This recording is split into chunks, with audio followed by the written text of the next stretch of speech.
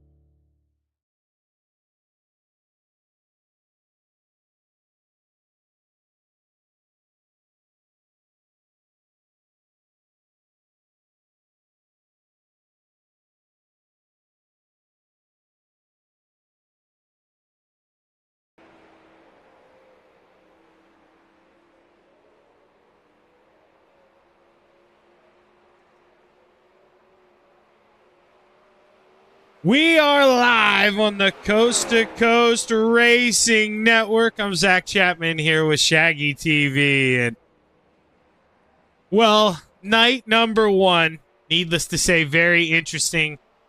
Went fantastically for some.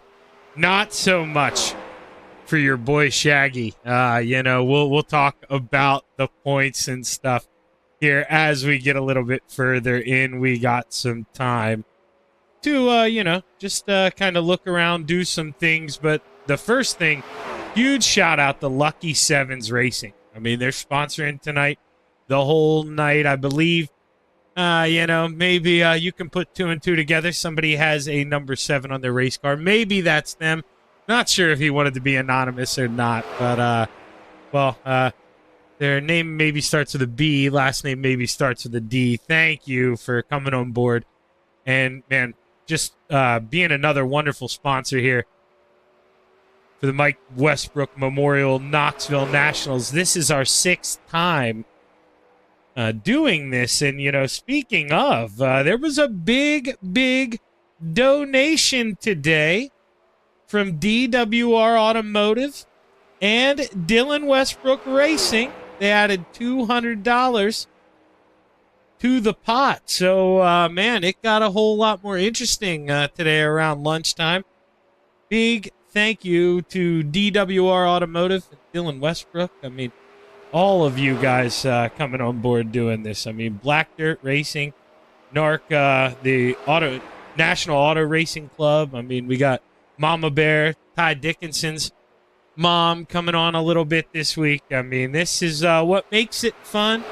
This is why, personally, I can't speak for Marty and all them, but, and this is why I enjoy doing it and why I will never give up one of these charity spots. I mean, heck, I'm in a golf league on Thursday nights. I said, nope, can't golf this week. Gotta do a little free working here over on the C2C network. And, well, while I've been talking, I've been trying to do two things at once here.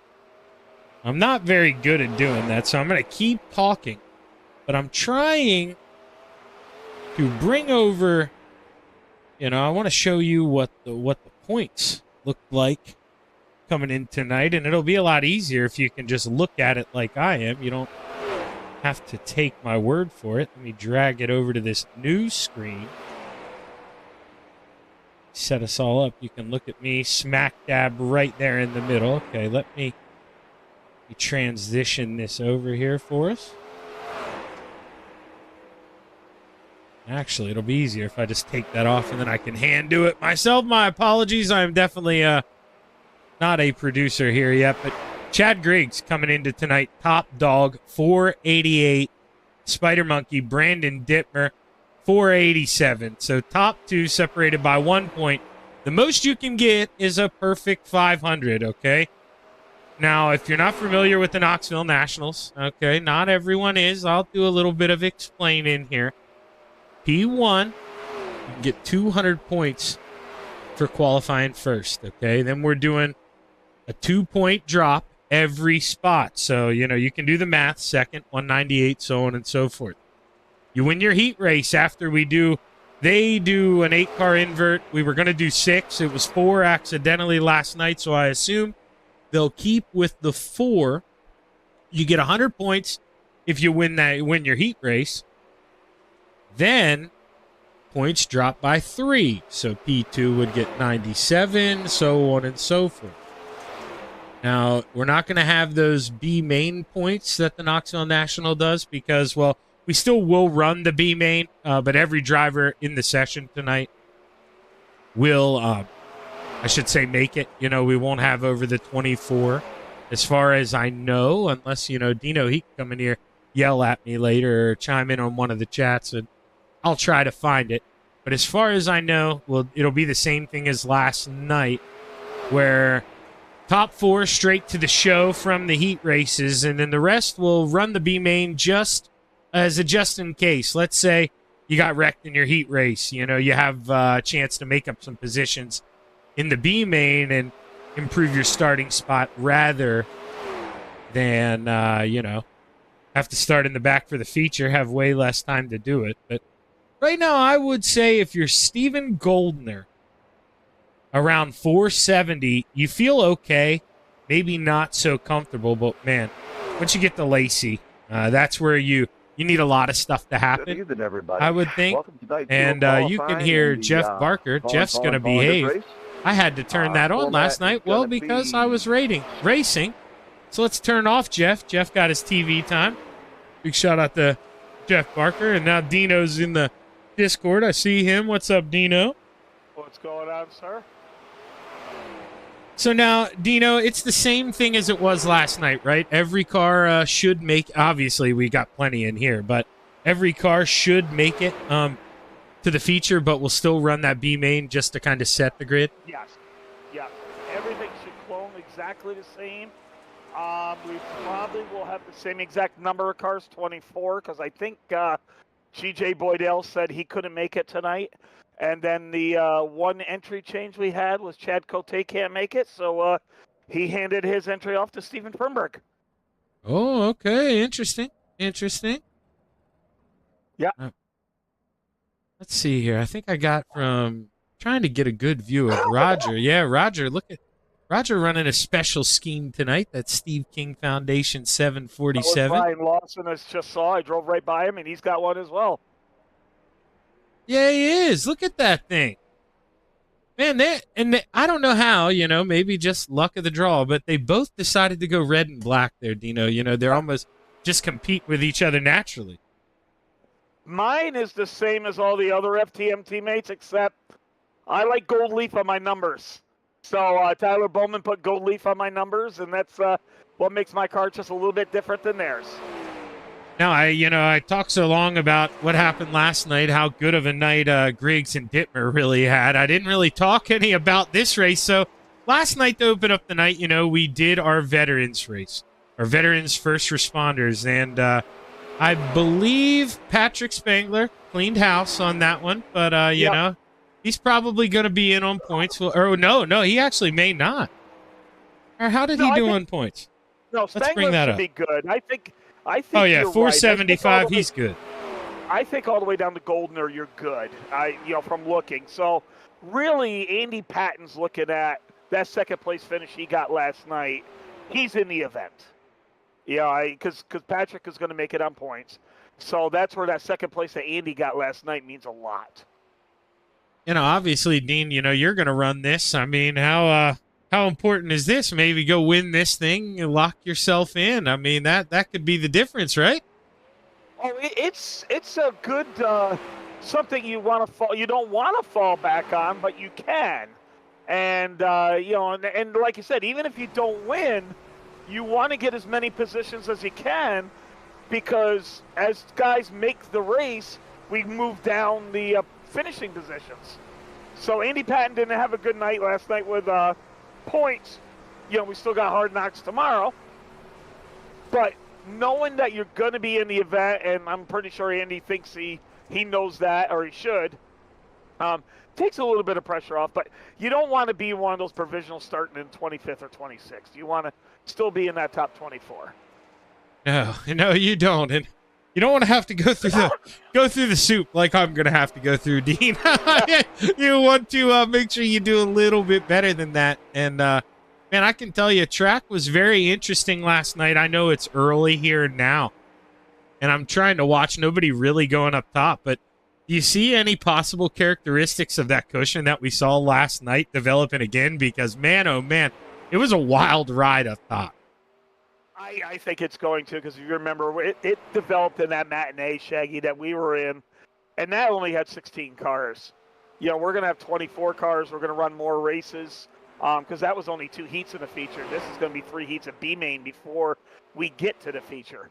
And I just think, with this new build, that's going to be a characteristic that's going to be with us all week. And it's going to be up to the guys that do like to run the top, which is me. Where you got to pick your battles and see if it's worth doing that or moving down, and then trying to maybe run a groove that you're not comfortable with. Brandon Dittmer, he's a high side guy, but he really transitioned to the bottom yesterday nicely, and that was huge for him. Yeah, I know. I got to figure out what gear he used. I mean, I was definitely I wounded myself there after the quick repair. I slapped the wall pretty hard and was just trying to nurse that broken right front and not collect anyone, maybe steal some free spots. But, man, I just don't know. Last night was so tricky. I mean, I'm sure most of the guys in this race watched. I mean, I got a good view of him going by, Dino. Chad Griggs looked like, he was on another planet. Chad Griggs, the last probably 4 or 5 months, has really found something in his setups, in his steering, or the way he approaches the races, because he has been really strong. I have run a few races with him, including that we ran what's called a no limit 410 deal, and he was the point leader in that for a long time as well. And Chad is, there's really 5 guys you kind of pick who's favorites for this, and then there's the rest that are hoping that we can do well and maybe get some luck. He's in that top 5. Yeah, it's going to be unbelievable to see him and Blake duel it out. We always have that issue, Dean. Those first couple laps, maybe the first 10 or so laps. If we make the show, are you even worried? Do we need to save fuel again this year? I think you have to. I think you're safe with 42, 43 laps. But, with the new build, and then with the cushion being that high, and what you got to do for gearing, I still think fuel is going to be an issue. Maybe not as much, but I'm going to do some practice. I'm going to get in a little bit on probably maybe tomorrow or so, if not Thursday, to just put in a full load and do 30 laps nonstop and see how much I have left.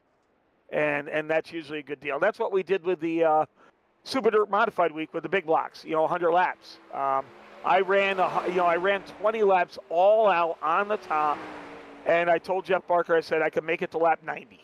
So I said it's doable. Because I went all out on a 15% track.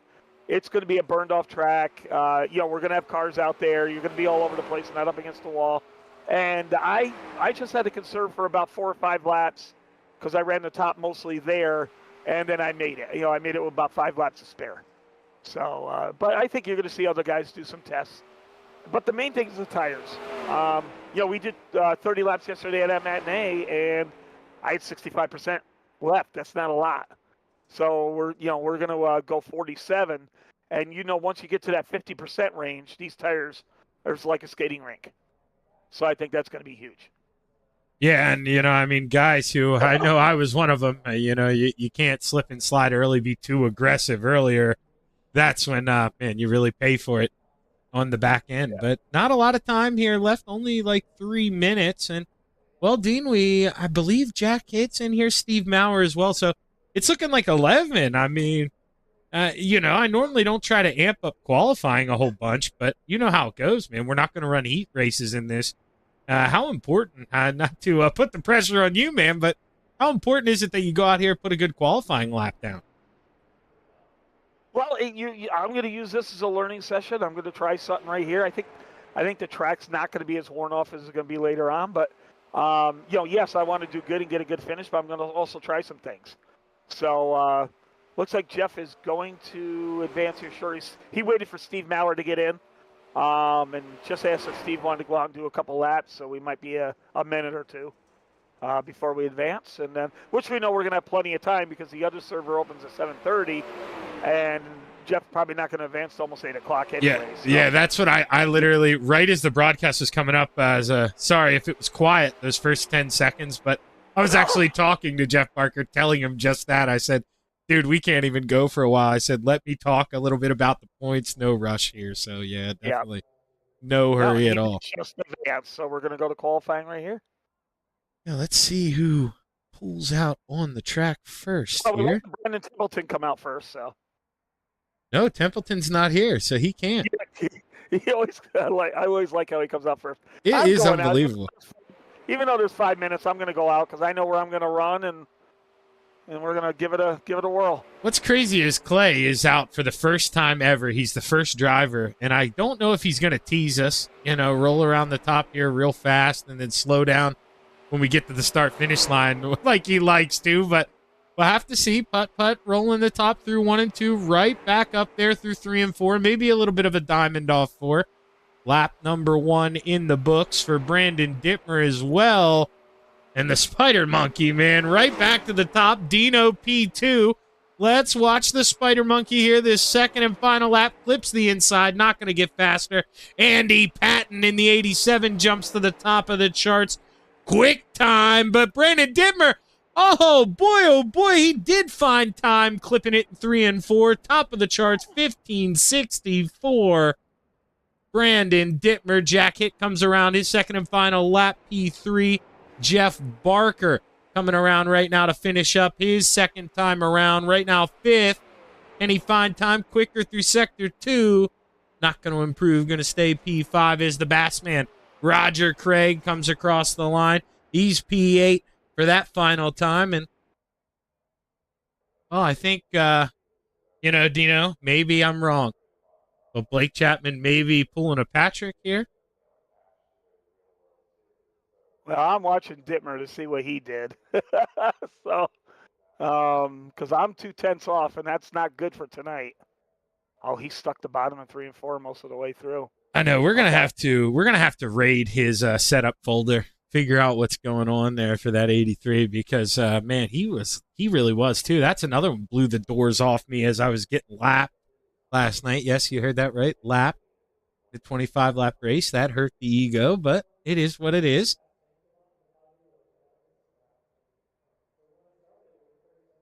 Because all the guys have qualified but Blake Chapman. So not sure if Blake's going to put in a lap here or what the drill is. Still got a little bit of time. They set it for 5 minutes. Jeff said about 1 more minute he's going to advance. So you kind of give Blake the ultimatum. Yeah, I think he's just doing the Patrick Spangler instead of asking for the EOL, just going to line up in the back. Which, you know, I mean, to each their own. But, and this isn't me complaining at all, Patrick, but I think I like that one more because I'm always so jealous, Dean, when I'm on the inside or outside, and then there's an EOL a row or two in front of me, but it's on the opposite lane as me, and I get to watch that guy jump up ahead. I can't stand that. So it's 20 laps. So I put the feature set. Did put my feature set in. Going to take out a lot of fuel. I don't know what to do with the gear because usually I go very low in a gear with the feature, but here there's still a lot of bite out there. So, well, it's going to be interesting. Yeah, I think I ran the 06 last night and definitely wished I would have went lower. I think I was crying for help. Oh, it's interesting you say that because that's what I got in right now. Yeah, that's what I mean. And this track's a lot better than what I was on at the end of the night last night. So, yeah, I definitely didn't make the right decision there, but you can't win them all. Got a minute left here in qualifying. Yeah, I'm just guessing how many gallons because the normal set is for a 30 lap race. So I'm guessing here. So I'm going to go in and grid real quick and get out real quick just to see, you know, what I got for a time here. Let's see how much. Okay, so 25 laps, so I can go 1 gallon less. Let's go ahead. Let's take a look here. Starting grid for our Coast to Coast Racing League Volunteers portion. Winner will lock himself into the show. But remember, like Dino and I were saying earlier, and well, yesterday, I mean, the P2, P3 could be everything. You know, if the guy who wins this thing locks himself in. So you're going to see guys racing hard all over the racetrack. Let's take a look. Starting lineup, running out the field, the Popcorn Man, Blake Chapman, row 5 to the outside, the 88 of Steve Maurer to the inside, the 051 of Putt Putt, Clay Christopherson. Row 4 to the top shelf, the Bass Man and the 747, Roger Craig. To the inside, the Mayor, Steven Bixler. Row 3 to the top shelf, the 57 of Brian Lawson. To the inside, the 513 of the Brewerton Beast, Jeff Barker. Row 2 to the outside, the 790 of Dino, Dean Reynolds. To the inside, the 217 of the Gentleman, Jack Hitt. Row 1 for your Volunteers race. To the outside, the 87 of the General, Andy Patton. Starting on the pole, the Spider Monkey in the 83, Brandon Dittmer. I'll tell you what, though. Put me in for the 790. That's what I was wondering. That's what I was wondering. Yeah, I'll say 79 the rest of the night. It's got to just be the Volunteers. It is, because the Volunteers I've been in, for a couple of years, and my number used to have been 790 until Andrew Smith actually gave it up, and he said, Dean, go take it. I want everyone to notice the beautiful sunset in turn 3. Yeah, it is. It might be one of those awkward times, though, Dean, where this dust might get crazy if it starts to roll off. Well, it is tough to see because there's a little bit of fog. There's a sunset going down the back straightaway. It's not the easiest to see out here right now. I guarantee it. And the green flag's high. She's ready to fly. We got 20 laps to play in the clay at the Knoxville Raceway. Your Volunteers race is underway. The Spider Monkey, Brandon Dittmer, with a good run on the bottom through 1 and 2. But here comes the General outside, and he's got the 79 behind him. Dino looking to make a move here. Brandon on the bottom trying to fight back through 3 and 4, but just not enough. Here comes the train on the top. The General, Andy Patton, goes down, throws that slider line through 1 and 2. Dino fights to the top of the 83. Brandon Dittmer now able to fall in line. Brian Lawson, though, maybe got the fed a rear bumper there. He's on the outside now, 3 wide. The Gentleman, Jack Hitt, and that Bill Calder-inspired 325 moves on up the P4. Let's see what the Gentleman can do. Plenty of time to play. 17 laps to go. This time by as Dino closes in on the General, Andy Patton. Trying to reel him in off the 2. We got a car in the wall. I believe that's Jack Hit. It is. He goes around. No caution flag. He continues. Maybe some damage, though, on that right front, but we're going to have to roll on. No flags. We roll, and look at Brandon Dittmer maybe starting to get that thing humming. Quick time last time around for Brandon. Now Dino looking to maybe reel him in here. He answers the bell with a 16.18, and it was actually, I just looked, it was Dino with the quickest lap. 16.00, and it's Dino. What can he do? Plenty of time here. 14 laps to go this time by. Roger Craig able to move on up into 4th. He started 8th, up 4 spots. He is your big mover. Reeling in that spider monkey of Brandon Dittmer, you know, probably locked into this show, so not going to race too hard.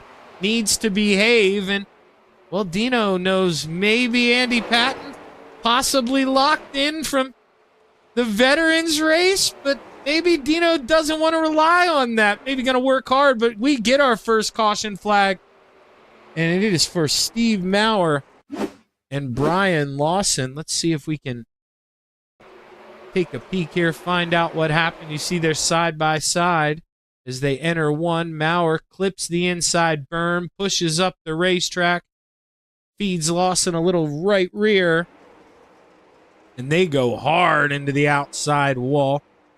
Brian Lawson, I believe, even needing to tow. That's going to be tough for the 57, of Brian Lawson. I'm still not used to that number change there, Dino, for Brian. Yeah, he's doing that with a sponsor that he's got that requested, and also in honor of Tommy Corellis, who's a big block modified runner out his way that's a Hall of Famer. Oh, that's awesome. It's a combination why he went from the 9 to the 57. Well, we'll have to see, too. This is another one kind of makes me wonder, you know. Dina, you've been in the Discord with me. You get to hear me ranting and raving, screaming and yelling. You haven't heard me mention Blake Chapman once. He's quiet right now, running 7th. I mean, he gained 2 spots there because of the spin. But, man, he's just maintaining in the back, maybe trying to do a little learning for tonight. It doesn't look like, I don't want to jinx you, but you're going to have to feel the wrath of that 20 machine just yet. Well, Blake could be, like I said, like I thought Spangler was doing last night. You know, he could be throwing in a feature set and trying to learn. So, I'm interested here. I've gone all out, and I only got fuel for 1 lap to spare. Right now it's saying I could do 21 laps. Oh, man. Yeah. And I don't think you're going to be lifting anytime soon here, battling for the lead. So good luck, Dina. Yeah. Runner till she's dry. As the green flag's high, she's ready to fly. The general drops the hammer. Good restart there for the 83 of Brandon Dittmer. Thought he was maybe going to think to take a peek, but he clipped the inside berm. Roger Craig to the top 3. The Bassman on the move. 3 wide behind. Jeff Barker gets a 2 for 1. Goes around Dittmer and Blake Chapman. Blake still stuck in that 7th position. Now gets 1 more. Goes around Brandon Dittmer. And Brandon Dittmer, you got to think, I haven't seen him drive this easy in a long time. Just don't need to make any enemies. You got that thing in the show. I mean, heck, probably going to be in the pole shuffle that I'll be broadcasting tomorrow night. And right now, Dino trying to throw it in deep, gets up close to that outside wall. Yeah, that wasn't planned. That was not planned. She hopped a little bit, and I'm like, oh, crap. Yeah, he sent it up there, man. It hiked, and Steve Bixler does the same about 3 cars behind through 3 and 4. Almost gets a run on the outside of Barker, but needs the lift, and now he's got the popcorn man. Blake Chapman, he's doing his hunting now. He gets 1, tries to get 2, can't get Barker just yet. Going to look to the inside here. He's got the gentleman, Jack Hit. Jack Hit making it 3 wide. Jack having to lift out, though. Maybe going to lose out now, possibly to Steve Bixler as the mare rifles around the high side, and we take a peek back up front. Dino still stuck in that dirty air. Can't find a way around that 87. We got 6 laps to play, 3 miles here at the Knoxville Raceway. Blake Chapman doing some fishing on the bottom. He learned some tips from the Bass Man, but couldn't get it done. The Brewerton Beast, too much steam on the high side. 5 laps to play. The General still leading the way. 4 tenths ahead of Dino. Let's hop off the back bumper.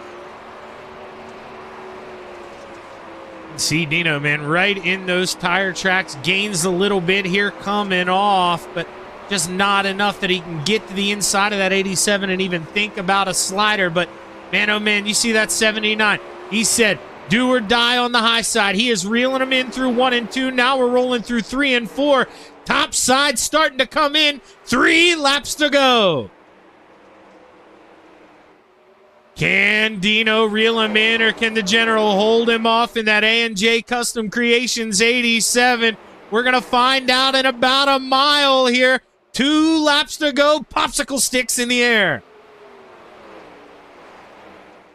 Dino swings it in up top, gets a good run off. He is getting there. Leads down to 2 tenths of a second as they enter 3. What kind of run can he get off of 4? White flag waves, 1 to play. Andy on the bottom, Dino up top as we roll out of 2 for the final time. 1/4 mile left through 3 and 4. They both go downstairs. Andy Patton looking to bring it home. He's going to win the the volunteers portion of our Knoxville Nationals. Good run there by Andy and Dino. Man, just not enough time. Seemed like the high side was starting to click in. And, oh, man, you were reeling him in. That looked good out there. Yeah, we were giving it a shot. I think a couple more laps that top would have came in a little bit, but Andy wasn't making any mistakes, though. He was tough, and he was running that slider line, and that slider line is always pretty quick here. And with the slider line, it's tough to get him going in down low because he's sliding, and then when he slides up, it's tough to get him up high. So it's also a very good line to keep somebody behind you. And he did a perfect race.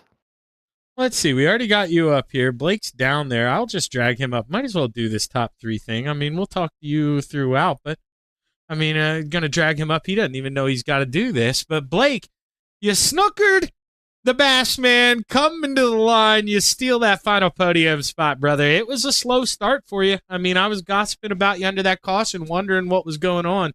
You turned on the jets late, man. You were quick.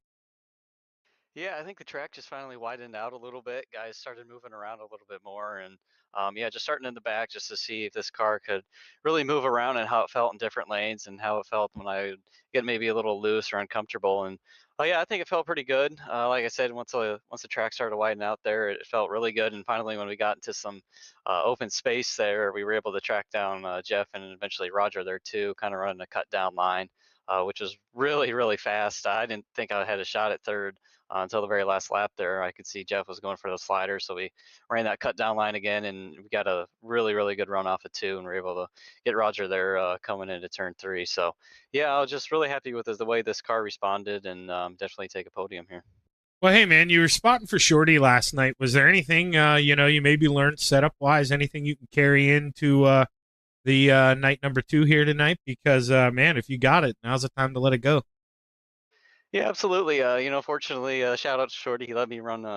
He let me throw in a setup for him that I was going to run tonight, and he mentioned some things that could have been changed a little bit, which sometimes that's just the way that we drive the car. But he said some stuff that I changed today, and I think the car got a little bit better because of it. And maybe also gearing. Just looking at him going back and watching that feature race, kind of faded there towards the end a little bit. So. Definitely going to have to keep an eye on that tonight, and hopefully we don't fade towards the end of the feature. We're going to have to figure something out for sure.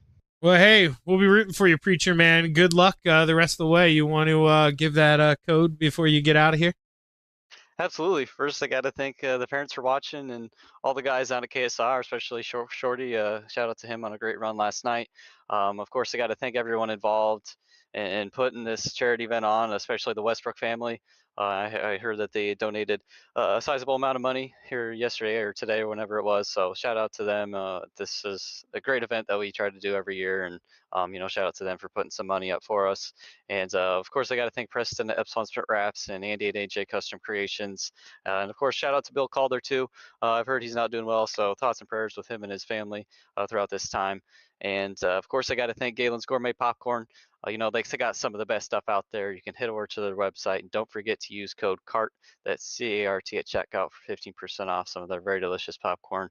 And once again, just shout out to everybody involved in putting this charity event on, and I always have a lot of fun doing it. And of course, I got to thank you for putting this broadcast on, Shaggy. Well, hey, go get him tonight, kid. Good run, Blake. Thanks. Nice run, Dean. You want me to put you on the spot? I mean, you guys ran first and second. You want to talk to Andy about his big win here and his locking in? General, absolutely, Andy. It's funny, we were talking about this with Patrick's points that he got yesterday. That I think pretty much solidified that you'll get the provisional from the veterans from last night, and then you made it one better. You just came out and kind of smoked me and said, "Yeah, I'm not going to take that second place. I'm going to do it on my own." Good run, my friend. Thank you, man. Felt pretty good. That slider line was just right there, and I could just move up a little bit, and it was solid. That's something I watched Rick Mayne do last night in his heat. He ran just up off the black, and it was fast. So I figured, why not try it and see what happens? Yeah, I see you got Hinkle Holmes on the side of your car now. Yeah. So is Ricky helping you out a little bit and doing a little? Because I know Ricky's been talking to Aiden Beerline. He's been letting everybody know that. Is there a lot of setup talk going around between the Hinkle Home cars? No. I just I had that sponsor on the car from when I was at Inferno, and Ricky's a good guy, and I like him. We're pretty good friends, so I figured I'd put that back on there, and go for him. Get him a little exposure. Why not? I watch his Facebook page too and see the photos they put up, and they definitely do a great job. And it's interesting. Ricky had to switch with me. Ricky was going to do tonight, and I was going to do Monday because Ricky's at Lernerville right now for the high limit race. So that's why we switched. Shit. Yeah, is that where it's at? Yeah, his wife got him tickets, and he goes, "I gotta go, Dean." I said, "Well, I can actually switch nights," and so I did that with the switch, and here we're at. So, but how does it feel knowing now? Yes, you still want to try, you still want to go Hard Knocks and see if you can get through there, but knowing that even if something happens Hard Knocks or something happens in the Soup, you're in the race. How's that feel? It feels good. I mean, it feels good ever to win a race in this league, no matter what race it is. You know what I mean? I mean, I haven't won very many, and feels good to finish up in the front instead of second, third, fourth, fifth, whatever, So, I mean, to be in the race is excellent, but my issue is I once the track slicks off, I go backwards. So you and me both, brother. better just start in the back than not take anybody out. You know what I mean? So. Well, at 47 laps, a lot can happen. But, we were talking earlier, and you seemed like you had a little jinx on you where almost every race you're coming home on a flatbed. But it's good to see you have some good luck here and awesome run. So who do you got to thank? I just, I took a little advice from somebody that I messaged yesterday, and you know what? It paid off tonight. Stay out in front and you don't got to worry about it. I might have to try that, Andy. Maybe that's why I don't do that good. Oh, shit. So Chad Griggs told you what to do. Right? How about it? Last night I didn't mention the Steve King Foundation and the Westbrooks. This whole deal, this whole week is for a really good cause. I mean, we do a lot of good causes in this league, but the Steve King Foundation is one of the best. And I just want to shout out to them and you guys. Shaggy, you do an excellent job, man. You do a really good job with the broadcasts, and it's a lot of fun. Well, dude, man, you guys make it fun, Andy. I mean, we don't get to do this without you guys putting on a good show and coming out, like you said, man, the Mike Westbrook Foundation. Not many better causes we promote, so it's a good time to be out here. And Andy, congratulations, man. Lock yourself in the show. And now I'm trying to think, who finished third yesterday? Who'd you just give a Christmas present to? Christopherson, right? No. Chris Schaefer. Was it? I I can't. think it was Chris Schaefer. I know Chris. Yeah, well, it could be one of the Chris's there. That is interesting. So Yeah, I'm not sure which one it was now. Yeah, you gave somebody an early birthday present there. That was nice of you. unless you want to default to that provisional and give me this one, I'll be okay. Yeah, I don't know.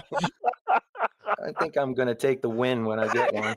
In all seriousness, man. I'm talking about a win. Andy, talk about your business. You're going to give the winner something very special that you do, and you really shocked me by giving me one after Super Dirt Modified Week. Talk a little bit about A&J Custom Creations. And if you win, it better be made out of gold.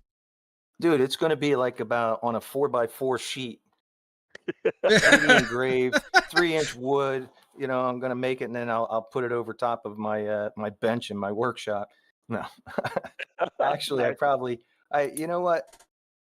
There ain't no chance of that happening anyway, so I'm not going to worry about that. But I really enjoy doing these trophies. You know what I mean? And they, as over the years, I've gotten more and more into it, and they get a little better each time. You know, I'm still, not there yet for what I would like to see, but they're getting better every time. Now I have a laser, so I can do a laser engraving on them too, which is nice to do. And I still have my street stock plaque from the 2020 season that you did. From a long time ago, yeah. huh? Yeah. Back when they were plaques. Yeah. But hey, go ahead, Dino. Yeah, go ahead. I was going to say, I've never, I've seen them, Andy shown photos, and then when I opened up the box and I looked at it, I was like, oh, you got it. This is amazing. Dude, the work you put into it, that's so cool. But you deserved it, man, for the amount of effort you put into promoting Speed Weeks and all that stuff. I mean, I figured it was the least I could do. I appreciate it. I mean, I enjoy it. I don't do it for anything else other than I enjoy it. I want to see a full field of cars. I want to, Jack and Jeff and Bill and everybody, Steve Bixler with Coast to Coast are doing a great job. And then we got some of the best broadcasters were Shaggy and Marty, Mm-hmm. and then we brought in Robert as well. And Adam Flieger does Thursday nights. It's just you want to help this league. It's a good league. You want to help it. There's a lot of people are putting volunteer time in it, and you want to do your part. Yep, and it's a good race. This race, being the volunteer. God damn, Dean, you almost took me out right there. I didn't even feel you that close. Holy cow. No, I did the one time. See, you guys get to get in that other session. I got this video up because we keep talking, so I'm going to end this thing. Congratulations, Andy, and I'm going to load up into the other session. Good run and good luck here, man. Just don't even use this thing. Make Dino have to use it. Go get yourself in. Good luck, Andy. Absolutely. Thanks, man. All right, so I'm going to roll this thing here over to a little intermission break. I'll get settled over there with Dino and the gang, and we'll be right back on the Coast to Coast Racing Network. Stick around.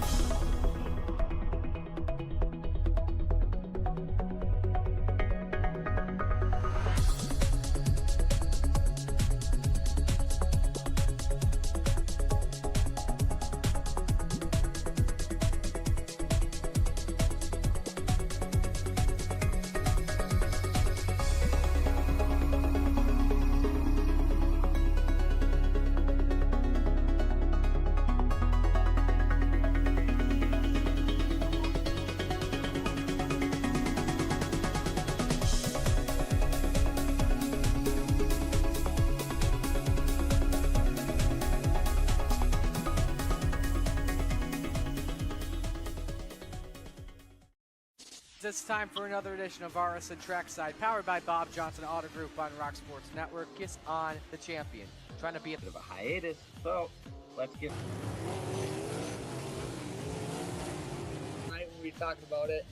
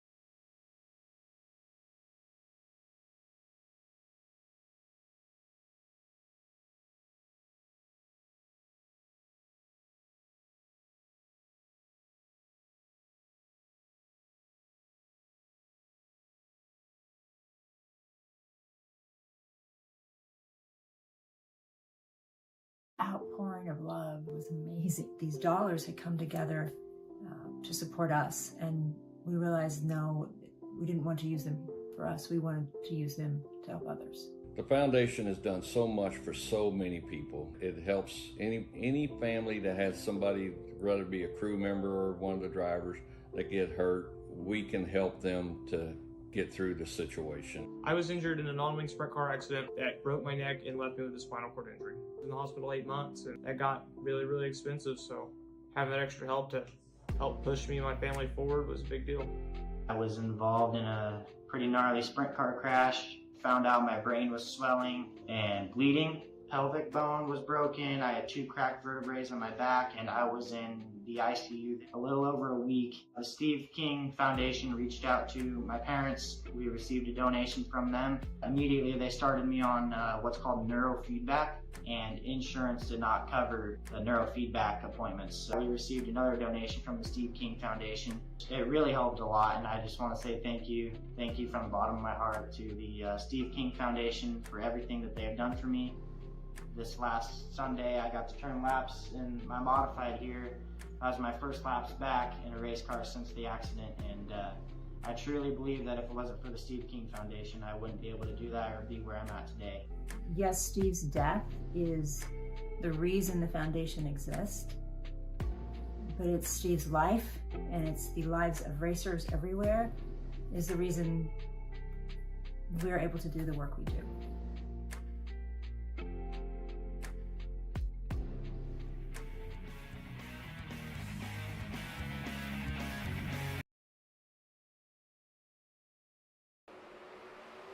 We're back live on the Coast to Coast Racing Network, and man, oh man, it's almost time, Dino. Night number 2, who are going to be the top 16 in points? I'm going to, actually, I'll pull it up one more time here. Would be the time to look at it. Now, I mentioned, good to Stephen Goldner, 470 are probably good. Let's count down. Yeah, I think so. When I look at the points, there's that big gap between Goldner, and then there's Lacey and Hitt. So you got to think, that's the top 7. So possibly, maybe 9 guys could get themselves in based on how they qualify and whatnot. Have to see, man. I'll tell you what, I can't believe all those guys, all those names down below me, even a couple above me that are probably going to be in a B main. It's unbelievable, but that's what Knoxville does, man. It's madness, and Dino, I think that's why we all love this, and we love the scoring system in real life. It's really neat. Oh, it's when you go here in real life with this scoring system, it just adds so much tension. And there, because they have so many cars, the invert for the heats in real life is 8. So you set fast time, you're starting 8th in the heat on a track that's just hold the foot to the floor and go, and you got to try to pass as many cars as you can to get in the feature. You got to get in the top 4 to get into the feature, and then go from there. So that's the magic of Knoxville. Watching John Dolly roll around in this 74 machine. That's a neat looking sprint car. I do. I have to steal that. Oh, is Dittmer in here? Dittmer just came in and hey. Say something, Brandon. I'm probably going to have to turn you up because I messed around with all my sounds. So talk for a little bit. How you boys doing tonight? Yep, definitely got to turn you up a little bit. There we go. I want to make sure you guys are all going over the cars. I switched headsets, and I've had to adjust Discord sounds. There's fans out there saying, no, don't turn Dittmer up. Of course, there's fans out there saying, turn Dean down. Brandon, I'll tell you what, too, man. You know, I'm the first person to look down on myself and say, hey, you know, maybe I'm not the best. But when you guys lapped me last night, I almost drove that thing head on into the wall. I have no idea how you were that quick, man. What tips, if any guys are watching this thing right now, okay, any guys in the race, I mean, how were you that quick? What's a tip you'd give to a driver out there tonight? Just learn not to put your foot to the floor, honestly. Especially like in turns 1 and 2 when it was bottom dominant, you really have to pedal that bottom side. Like once you get out to about halfway through 4, when that tack opens up, then you can kind of hammer down, get it out of the corner. But you really just got to feather the throttle through that most of the corner. 3 and 4, I was all over the place. I couldn't find anything going. Top side was slick, but I couldn't hold the bottom. But you know, I'm just glad I was still in second when my car decided to kind of take a crap. But you know, obviously, you know, I mean, you finished on the podium, dude. You knew the points were going to be good, but when you finally saw him, I mean, were you surprised to see 1 point off the lead? I mean, you got to think, barring an absolute miracle here tonight for some people, I mean, you're in the show. Were you surprised by how well you did? I was a little bit. I obviously haven't qualified very well in this event in the past. Then I got thinking about it. I'm just like, first, second, and third all had problems in their heats. So that knocked down a ton of points right off the bat. And just keeping it up there in the front of the A main just helped a lot. Yeah, that was my bread and butter going into the feature, what you just said. Those guys having that problem. I was like, well, maybe, okay. You know, I finished mid-pack. I'll have enough. I'll be able to beat those guys. I mean, I even did the math. I needed to beat Goldner by 8 spots after his heat wreck. I mean, but you know, it just necessarily didn't go that way. But, you know, I mean, Dino and I were talking, and I'll throw him under the bus here because it was the same people I'd say. You know, you got to think favorites going into this one, Corinna, Blake Chapman, and I mean, now you got to almost throw Anthony Morano's hat in that ring with the way he's been driving this thing. But who do you got here tonight, man? Who would you keep your eye on? Oh, boy, I got to look at the roster again. I don't remember who's all in it for tonight. But Blake, you can never count him out. Ted York is also kind of fast. You have to watch him. He's sneaky fast. You got Bandy out there. Steven Fernberg, he's kind of sneaky fast as well. There's a lot of like guys, like we had like a really big powerhouse yesterday. A little bit easier night to night, but there's a lot of guys I think will come up and surprise you. Yeah, I kind of agree with you. You know, maybe having guys like me in the night last night, you know, will lower the average a little bit, but I think most of your rock star names, maybe, you know, maybe I'm biased because I was in it, but it seemed like a lot of the head honchos out there last night. But now we got a lot of just, you know, good quality, not per se as much variety, and that's where I think it could get really interesting. You know, a lot of the guys you were naming, I mean, really coming into this thing. I mean, well, realistically, you probably didn't think you'd get second. I didn't either, but, there were a couple guys who we figured would win that thing. The main guy did win, but tonight, I mean, it almost is like playing a game of darts here, Dino. I mean, you might even have a shot. Here I am sleeping on you the way you've been driving that thing.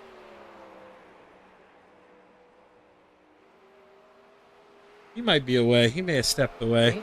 No, I'm here. Jack's talking, and it sounded like they might go qualifying here real quick. And I'm like, wait a minute, I haven't even done hardly any laps yet. So I want to get out here and at least get some laps in. Oh, the Brewerton Beast, Jeff Barker up here, too. What's going on, Jeff? You can talk. Yeah, I had a administrative question for Dean. Fire away. Dylan York, he's in the server, but we don't have an admit. We don't have an entrance.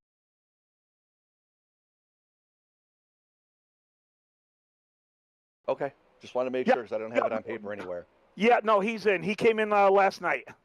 Okay, awesome. All right, thanks, man. Have fun out there. Thanks, Jeff. Yeah, he messaged me always actually paperwork. last night. Yeah, he messaged me last night and said, hey, can I still come in? I go, absolutely. So. Yeah, I mean, I was talking to Dean, you guys better play nice. I'm probably going to, try to get one to lock myself in. But if you did miss, you couldn't race. I mean, we normally will open up a couple spots maybe for a bid tomorrow that will go to charity as well. So keep an eye out. If you don't race your way in, you're not comfortable. And I say tomorrow, we probably won't open that bid tomorrow. I'm jumping a day ahead. We'll probably maybe wait till Thursday. I don't know. Dino and those boys will have the final call. Yeah, when it comes to the money, I let them make the call. I more or less do the PR and stuff, and I'll throw in my 2 cents, which Dino always does. And but then I leave it right up to them. So I got to try to find the top of this. I mean, I've been looking forward to Anthony Morano's car. I mean, look at that Magic Ant-Man on the top of that wing right there. Yep. Yep, I have been looking forward to that since I saw that paint. I mean, he's got Shaggy TV on there twice, too. Right up the side, right there in the center. I mean, it's probably on the other side to make it symmetrical, too. I mean, look at that thing.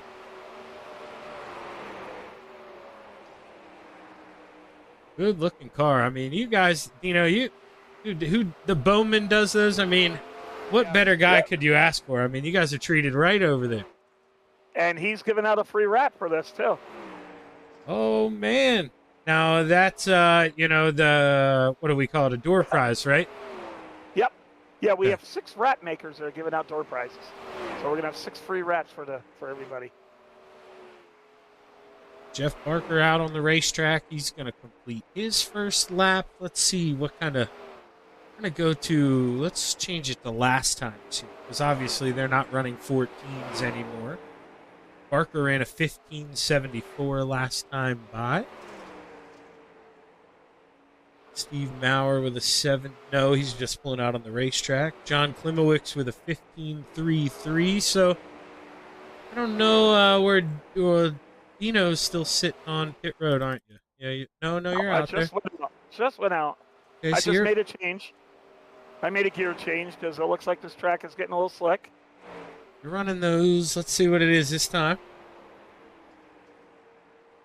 Okay. All right, oh, Jack that's right. That's your first lap. 10 minutes will advance, so. Yeah, that's basically letting the session roll out, which I'm okay with because it says, 10 minutes, 30 seconds left. So whatever they want to do. Burn it up, man. Make it so only guys like Dittmer can, run good. Guys like me just fall to the back, sink like a stone. I think if you would not have had problems, Zach, I think you would have been right up there about top 5-ish, maybe even surprising us up there in the top 3. Well, that's a good joke, Brandon. And, I was hitting my vape, so I couldn't laugh. You're a good racer, man.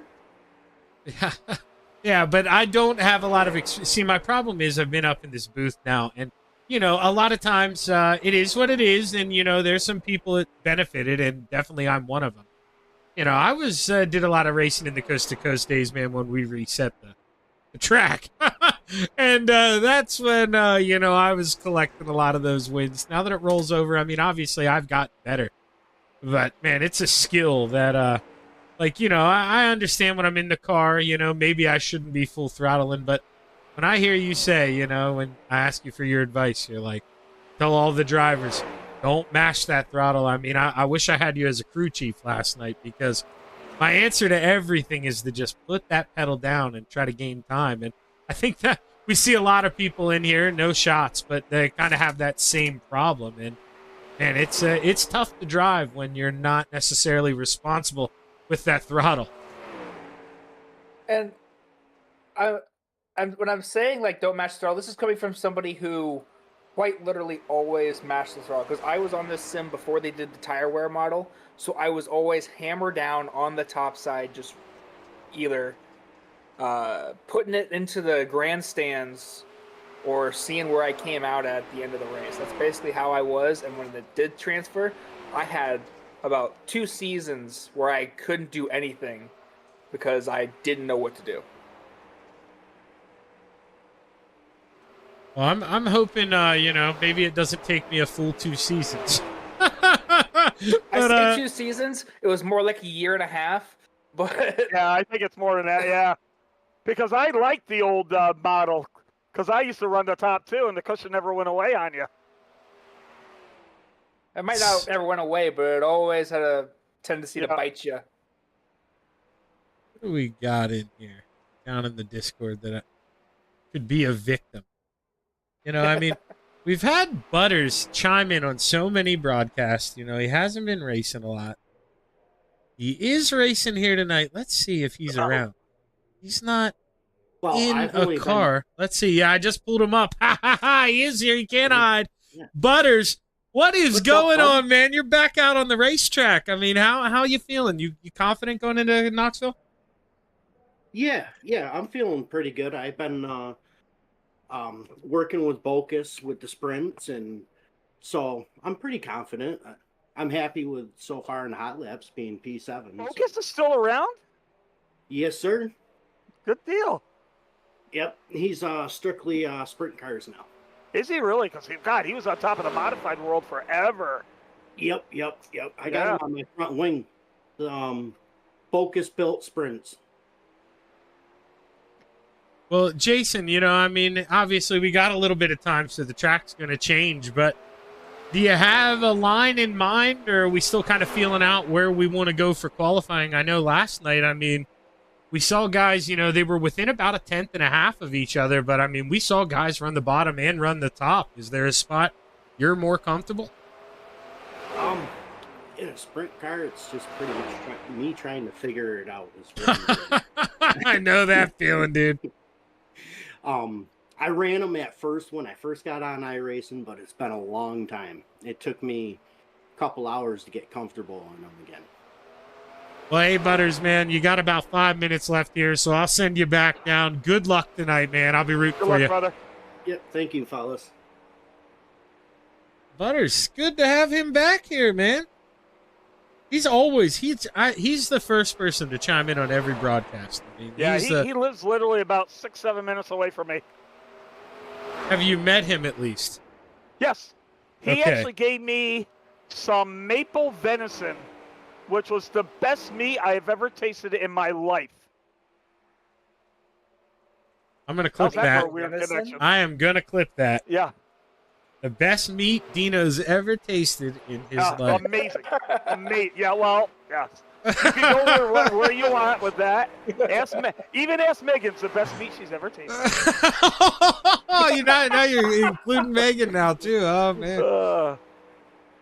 There's Dylan York. He's back out here on the racetrack. This is one of the guys who Brandon kind of mentioned. And I sleep on Dylan a little bit, you know, because he doesn't race too often, but he's definitely a name got to keep your eye on. And he's got one of those sprint cars that look like it could be on a real sprint car, and you know those guys are always dangerous. Fast, in a fast one.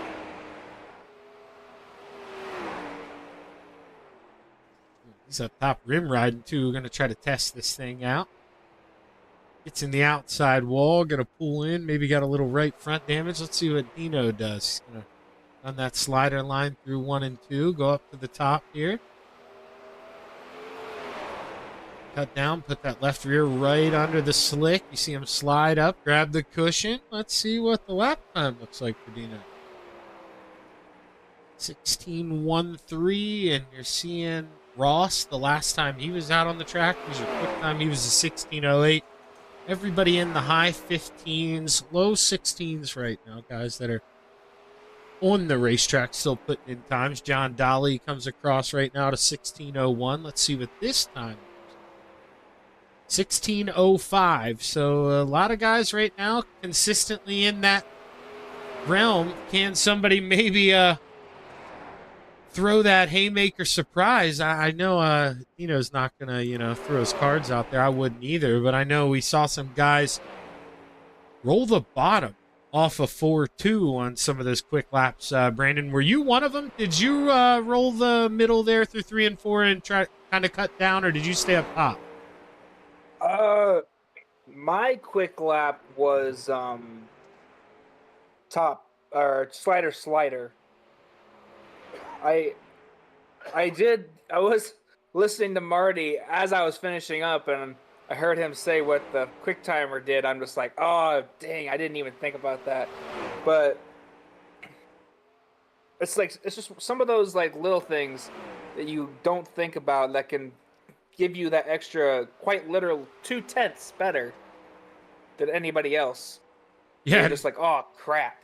You're not kidding. And I mean, last night, dude, if you looked at that, I think top 15, I mean, you give 4th through 15th, even a couple hundredths. I mean, they're going to jump some spots. It was that close and pretty amazing, Dean. I mean, you're one of the ones you got Swan Speed Shop you deal with, a couple other ones. But, man, it's unbelievable. All these different setups that people come here, and you still see the speeds pretty even.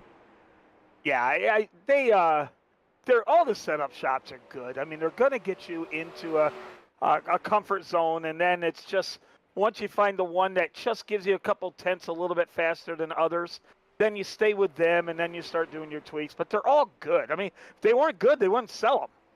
I mean, that's how you got to look at it. So if they, I mean, I'll be frank, if they suck, they won't be in business.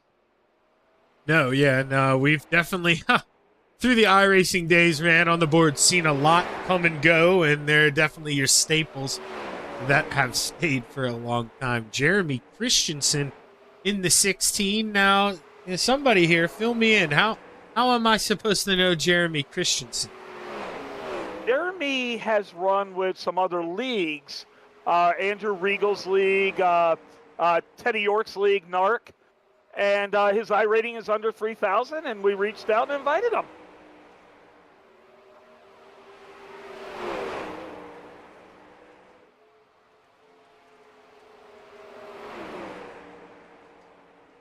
Sorry about that. I was doing a lap, Shaggy. No. I literally just sat back down. The insider, when I threw that to Dino, I know we're running out of time, so I cannot. I don't know what it is, man. I guess it's like the vape is in my left hand. It's security blankets. I don't even need it. My tobacco vape. And I've had a Pepsi beside me, probably 70% of my life. And if I don't have it there, I just don't feel comfortable. Need that full soda just in case I get a little thirsty here. And seeing more guys pull out on the racetrack. One of the ones pulling out. Guys need to get that feel here right before we go qualify. I mean, 40 seconds away. And Brandon, I know we talked about it a little bit, man, but this is one of those tracks where I don't know if there necessarily is a preferred qualifying line. It's just kind of where you're fast, where you feel comfortable. It's very much true. My second lap, I ripped the absolute top, and I did an actual really good job of it. Probably about maybe 200 slower than my best lap. But it's all depends on the setup that you have. Like we talked about setups, like a lot of these setups are fast, but they are tailored to a specific kind of driving style, and you have to find the one that's right for the setup shop that builds it for your style. Well, hopefully the guys have it figured out here, because checkered flag's waving. It's time for Dino and the gang to go out qualifying. Who says, F it, I don't care, I'm running where I'm running, I'm going out first, I'm not going to wait. Steven Bernberg. Yeah, Yep. Steven Fernberg. He's got his own plan. He doesn't care what anybody else is doing. He's pulling out on the Sometimes racetrack. You feel comfortable. You don't want to psych yourself out of it. And I get it. You know, we make fun of Dittmer. You're Dittmer. Templeton, but he knows where he's comfortable and he just goes out and does it. Yeah, and, you know, in their defense, for the longest time, we couldn't see other drivers qualifying laps unless we were spectating. So that is kind of a newer thing here as Fernberg comes across the line, purple sector 2. 16:34 for his lap time, but Butters, he takes it by maybe a thousandth or a couple thousandths of a second there. New quick time. Jeff Barker, the Brewerton Beast. Now, Anthony Morano, P2. Let's watch Barker roll around here for his final lap. As Jesse Bandy comes across 16.25.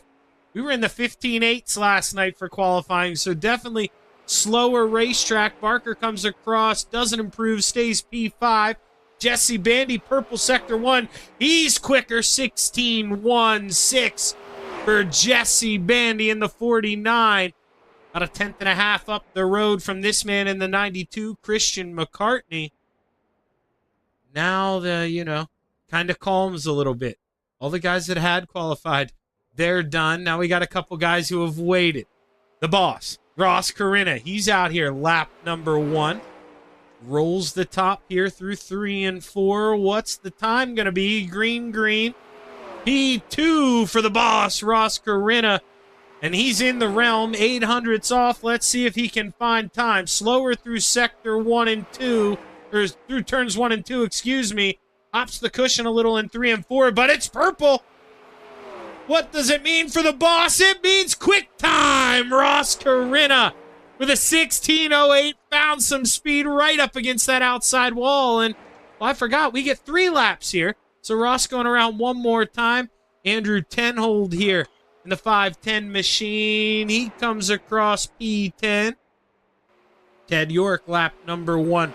P13 for the moment as John Dolly, Dylan York pull out. Dylan York's lap comes across. One ahead of the other York here. Dylan 13th, Ted 15th as they both jump down because John Dolly in the 74 moves up to P4. Now all eyes on Blake Chapman, and then Dino looks like he's getting ready to roll out. We'll watch him after, but you got to think, Dolly, good lap, P3, Klimowicz 5th, but this is possibly the guy who could dethrone here. Dittmer, does Blake stand a chance to get the pole? Absolutely. He always has a chance to come up and sneak up out of nowhere. Blake has a unique ability to just kind of hang around like 7th and 8th, the entire feature, and just all of a sudden just show up in the top 3 out of nowhere with 5 to go and run through the field. It's incredible. Well, Blake Chapman, P6 at the moment, didn't improve. Now P7 because Dino in the 79 comes across. Now he's going to pull in here, maybe brush the wall, going to restart here for that final time around. Blake doesn't improve, going to qualify 7th, and, that's not going to rain on his parade there, Dittmer, but I think Blake probably wanted to pocket some more points than that. As we'll watch Dino here. He's going back out. He's still, I think we'll get time for one more lap. I don't know if they'll give Dino 2. I think it'll be 1. He had crossed the line and then reset. Blake might not be too happy with that qualifying effort from him, but that's a very solid point standing. He's might have a chance to put himself in the top 6 for that pole shuffle, according to how these heats go. Yeah, and Brandon, it didn't screw you because you did great in the heat, but that invert maybe could be what Blake needs. He's going to be tough to get around, and now we'll get to start ahead of those guys. But Dino, he wraps it up. Dino, P5, brother. You have to be feeling good. I still left some on the shelf. I thought I could get in the 1s, but we're okay with it. We're okay. Yeah, I'll take that. You better be. Because I'll tell you, that's a pretty good run there, and some solid points here. Still going to need some things to, go your way. But all in all, I'd say that's pretty good. Let's take a look here. Starting grid, heat race number 1. Remember, inverted the top 4, so you see the boss there outside of row 2. That is your quick time. Or row 4 to the outside, the 88 of Steve Maurer. To the inside, the Bassman in the 747, Roger Craig. Row 3 to the top shelf, the 93 of Butters, Jason Butterfield. To the inside, his teammate in the 57, Brian Lawson. Row 2 to the outside, your quick time, Ross the Boss Corinna in the 10. To the inside, the 74 of Jonathan Dolly. Row 1 for heat race number 1. Winner will start on the pole for tonight's, I guess, part 2 of our Knoxville Nationals. Not sure what the correct title is for this, Dino. You're going to have to... number 2. Qualifying night number 2. Okay. We'll stick with that. That sounds appropriate. To the outside, the salesman, Blake Chapman, and starting on the pole, the 789 of Cale Bixler. Well, I mean, I've been saying it all night, and anybody who's ever watched this thing, you got to think one of the early favorites to, I actually shot myself in the foot. 2 of the early favorites here to win this whole thing. I mean, on the outside rows here, row 1 and 2. What are you thinking if you got a lineup in this heat, guys? I'm thinking the sunset is absolutely gorgeous. That's what I'm thinking. Sorry, I had to, guys. No, I mean, honestly, if you're out there gridded, you kind of have to find something bright out of this, I think, because if those two have their own way, I mean, should be a 2-car battle. But obviously, Jonathan Dolly, he put in a quick time. That 74, he may have something to say about it. Cale Bixler, that's a guy we've all seen. He's been putting in a lot of times in the afternoon leagues.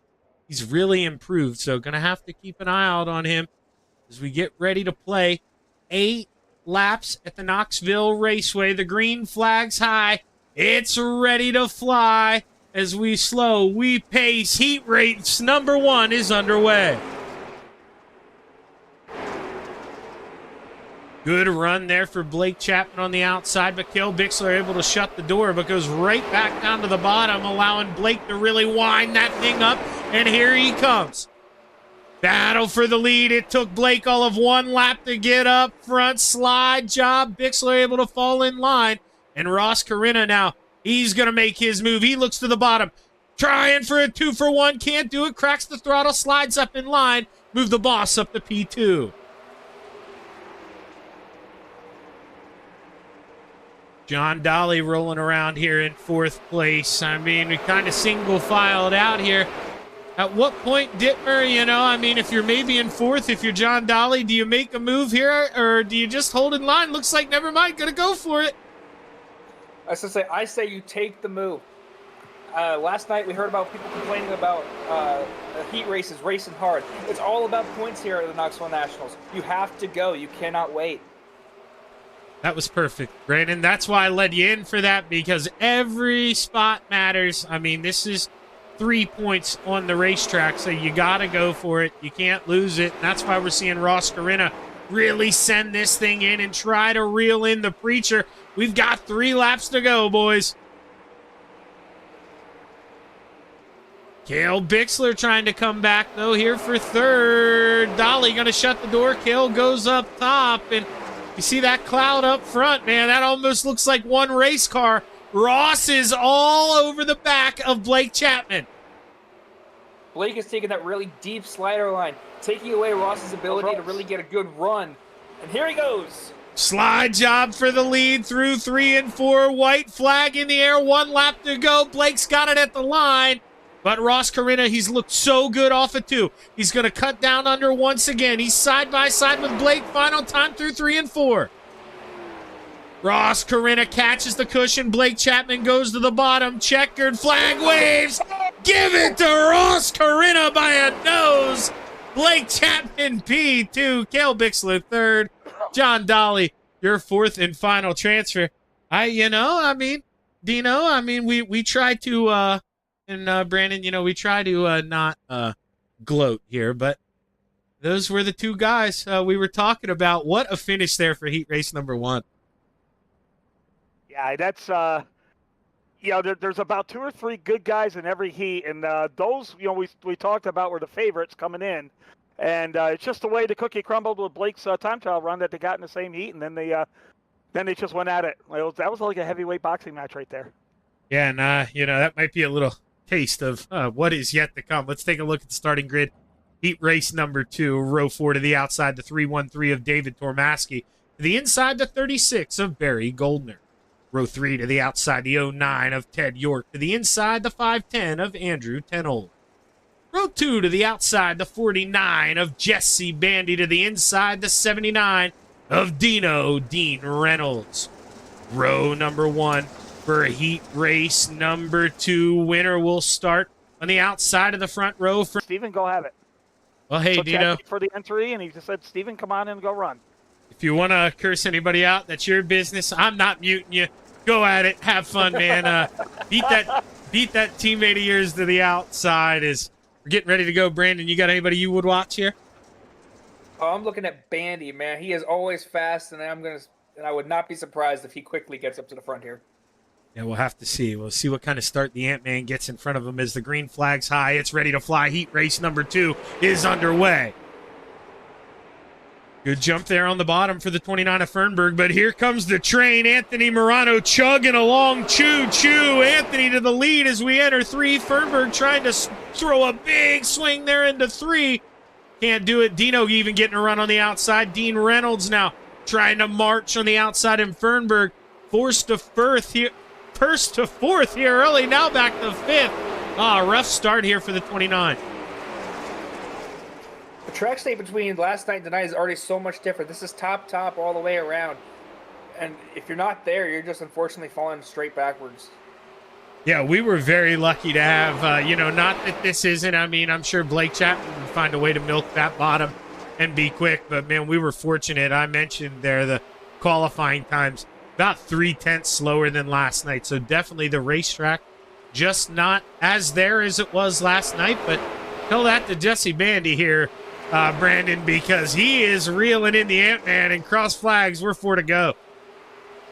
Yeah, Bandy's just going to sit there and take his time, just wait for Morano to make a mistake, hopefully get a run off one of these corners.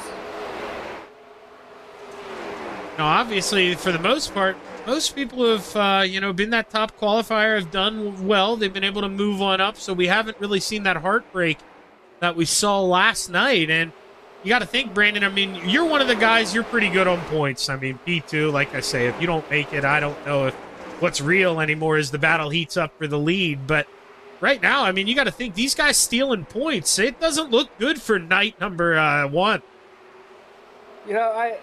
I have no problem with that. I love seeing high points in these Knoxville Nationals runs. I might not make the pole shuffle, and that's just fine by me. I won't be here for the pole shuffle anyways. But just seeing that all these high points is going to make me smile, because I've always loved somebody always just running the field. The white flag's in the air. This is the final time through 3 and 4, and you saw Bandy. He took the lead through 1 and 2, so he steals the win here. Heat race number 2 to the outside. P2, Anthony Dino locks himself in. Andrew Tenhold, the 4th and final transfer. Dino, not too bad there. P3, you're sitting okay on points. No, we're okay. I had to get to the top because I tried to stay in the bottom of 1 and 2, and it did not work. I was spinning. And then once I got to the top, I was the same speed as Anthony was. I think Jesse might have been a little bit faster than us because he can run that top a little bit better than us. But I'm okay. We're going to start, I believe, 8th in the feature. And if I could stay in that top 8, I should have enough points. Let's go ahead. Let's take a look at the starting grid here. 3rd and final heat race of the night. Logan Wentz all by himself there. Row 4, row 3 to the outside, the 8 of Dylan York, to the inside, the 9 of Isaac Bowman. Row 2 to the outside, the 69 of John Klimowicz III, to the inside, the 92 of Christian McCartney. Row 1 for a heat race number 3. Winner will start on the inside of row number 2. For night 2 of the Knoxville Nationals qualifying, to the outside, the 16 of Jeremy Christensen, and starting on the pole, the 513 of the Brewerton Beast, Jeff Barker.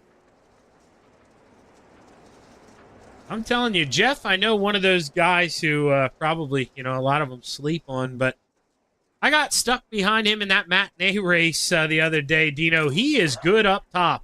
Jeff used to just run the bottom. You'd think he was going to stay on the bottom, but Barker, man, he is figuring it out upstairs. Jeff has been fun to watch in sprint cars, and I PM him a lot of times because he lives right up the road from me, and say good run, and I think he's putting some focus into the sprints, and he says we're still trying, we're still digging. I know him and Bob DeGood, they were using Alex Bergeron sets there for a while, but Alex has kind of been out of iRacing, so maybe they just stumbled onto something else, and or something that feels comfortable for Jeff, and I think we all root for Jeff because he does so much for this league. Yeah, we'll have to see. Hopefully Jeff can at least get himself straight to this feature. I mean, everybody going to make it, but the green flag's high. It's ready to fly. We've got 8 to play at the Knoxville Raceway. Heat race number 3 underway. Brewerton Beast going to stay on the bottom here through 1 and 2. Going to play nice, and it's going to catch him out. Christensen with a big run on the high side. Does Barker throw the slide job? He's thinking about it a little late. Christensen going to hike to the top. He goes around the outside, and now McCartney trying to join in, but the Brewerton Beast sends it in one more time. Almost 3 wide. Smart move by that 92 to save all their races behind him. And he's going to live to fight another day. We're going to get a cut down right behind Barker.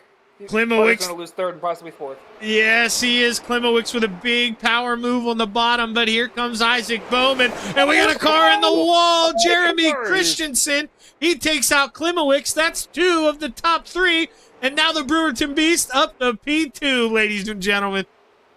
Well, I was going to say, Jeff Barker, if you look, is in a heat where there's no coast-to-coast regulars. All the cars around him are outside cars, so, that makes it a little tough because you don't know the characteristics. And, well, they took care of themselves a little bit there, too. Yeah, Just went back and watched it. An unfortunate little wheel tap sends the Start 16 into the outside wall and just calamity. And you can see now they are spread out. There's about a second in between each driver. Logan Wentz, that's the closest battle there with Dylan York. You can see he's a ways off, and there's 3 to go here. I mean, if you're Jeff Barker, obviously there's nothing to really gain here, right, guys? You just got to kind of keep that thing where you're comfortable. You're not going to lose a spot. You're probably not going to run down an extra chance to gain spots as the checkered flag, one extra chance to gain spots as the checkered flag waves. Christian McCartney wins heat race number 3, followed by Jeff Barker, Isaac Bowman, Dylan York. Your 4th and final. Logan Wentz, Klimowicz, and Christensen will go to the B main. Well, that should be coming up right here. Yeah, Christian McCartney is a friend of Teddy York's. They're part of the NARC, the School Sim Racing League, and Teddy said, "Can he come on in? His iRating is good." And I said, "Absolutely. If Teddy York, is going to say this guy's okay, we're going to let him in." We went right to the warm-up, guys. We did. Oh, right to the warm-up. So no B main. So if you had that mistake, got to race your way on through. Wow. Yeah, I was thinking I had time to go. I mean, you still got 2:30. You better run. No, we're good. It's only 20, so we'll be okay. Winner of Heat 3, Christian McCartney, just asked for a feature EOL for that contact with Jeremy. Well, and that's not surprising because, like I said, if Teddy York vouches for somebody, they're clear. They're a clean racer, and he probably feels bad. So, kind of feels like a Patrick Spangler moment. He accidentally hits somebody, wrecks him. He'll pull off to the side, go take that EOL. Yeah, and I can tell you, Brandon, I respect that. We won't throw any names out there, but what was happening last night was the exact opposite of that. In the driver's chat, they were not being as polite with each other last night in the iRacing group. Right now, we shouldn't be surprised. Look who's at the top of the charts running the slider line there through 1 and 2. Let's see what he does through 3 and 4. Of course, talking about Blake Chapman. Yep, going to run it through 3 and 4 as well. So he feels like that's what's comfortable for him. Moment Anthony Morano, P2. I told you guys, he's been trying to lie to us, Dean. You're probably part of that cover-up, part of that lie, being a, big block, small block guy. But, man, he's really turned it on with the sprint car stuff.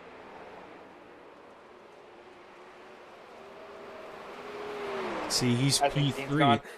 Yeah, he probably did have to go use that bathroom. I don't blame him. You know, he was feeling confident there for a little bit. You know, he was just like, oh, man, I don't know. He thought about You know, that Eldora 3-hour last night that Patrick was talking about. You know, I'll comment on that since Dino's gone. You know, I've chased the tail of Anthony Morano in modifieds for ever since I've raced modifieds in the league, which I'm not very great at, but seeing him come over to the sprint car side, work it, and start to be a force in the sprint car, I love it. I absolutely love it. Him, Dino, and Sam Bachman, all those guys that are really coming up on the FTM group for the sprint cars is an amazing sight. I'll be the honest one. I hate it. You know, Anthony, I got sick of him beating me all the time in the small blocks and big blocks, and there was maybe a span of about 4 weeks where I was beating him in that Rebels division.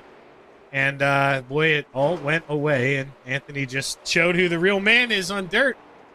But we're going to find out who the real man is tonight here, guys. It's about that time. As the checkered flag waves on warm-ups, and we get ready to take a look at our starting grid here. For night 2, A main. You got to think, probably 7 guys locked in from the other night, but you never know. Let's see how it goes. Let's take a look here as I click the wrong button.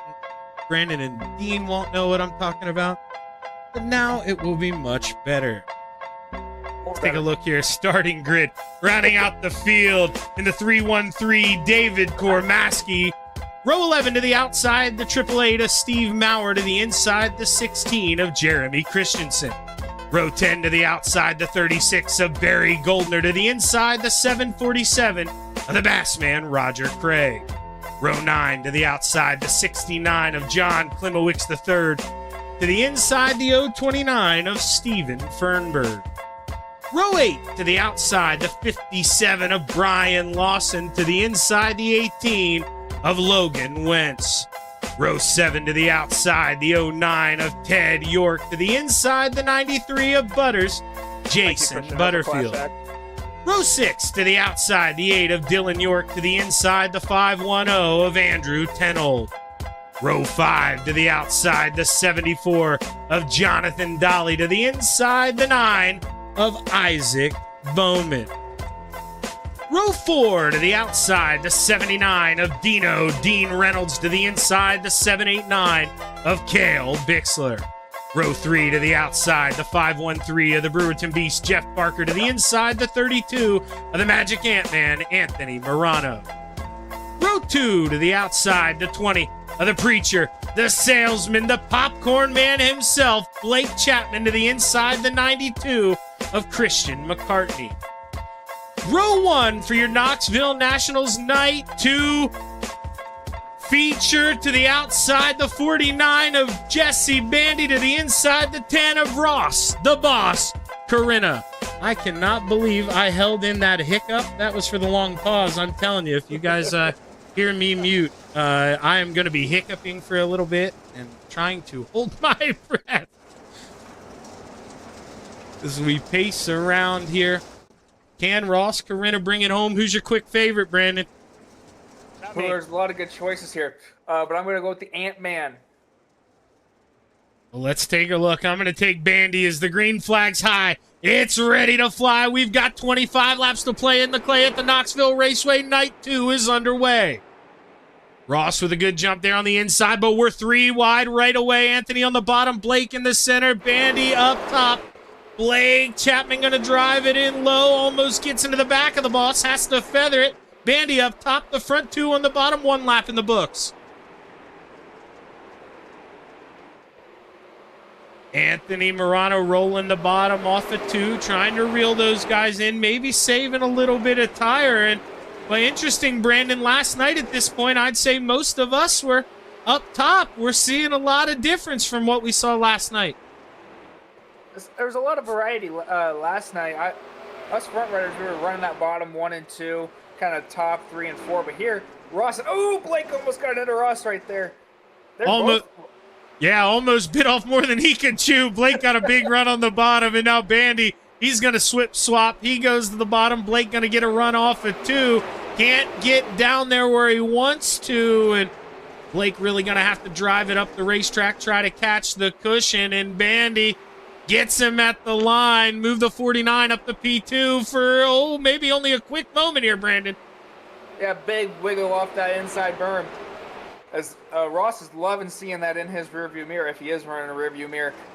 Just watching him fall back as Anthony and Morano is now about to catch up to the two of them.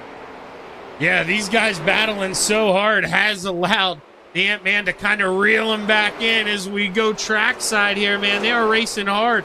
Dino up the 6th, using the bottom. He's up 2 spots, and slow and steady, Dino. He's got some guys on the move behind him as well. Ted York already up 5 spots. Steven Fernberg up 4 spots. As the caution flag waves here for the first time.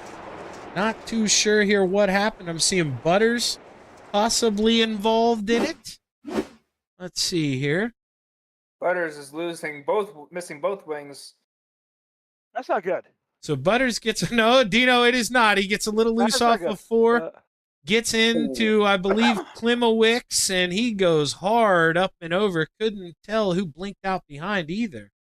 Couple guys trying to avoid that thing, but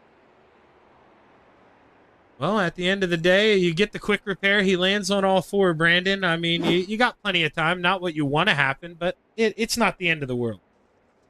No, it's not. But it's definitely not how you want to start your Knoxville Nationals, especially on a 25-lapper. You got to get up and go. As Brian Lawson also ended up into the pits, seeing what happened to him, a little bit of contact going down the backstretch with, I believe that's Logan Wentz, sent him up into the outside wall, and he decided to pull in and call it a day. Tough break there.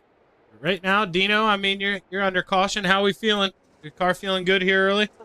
Yeah, no, we feel okay. I went really low in gear, and I think as the race goes on, hopefully the track will come to me a little bit. So, but we'll try to stay consistent and, like you said, live for another day. And if I can stay right here, we'll be okay.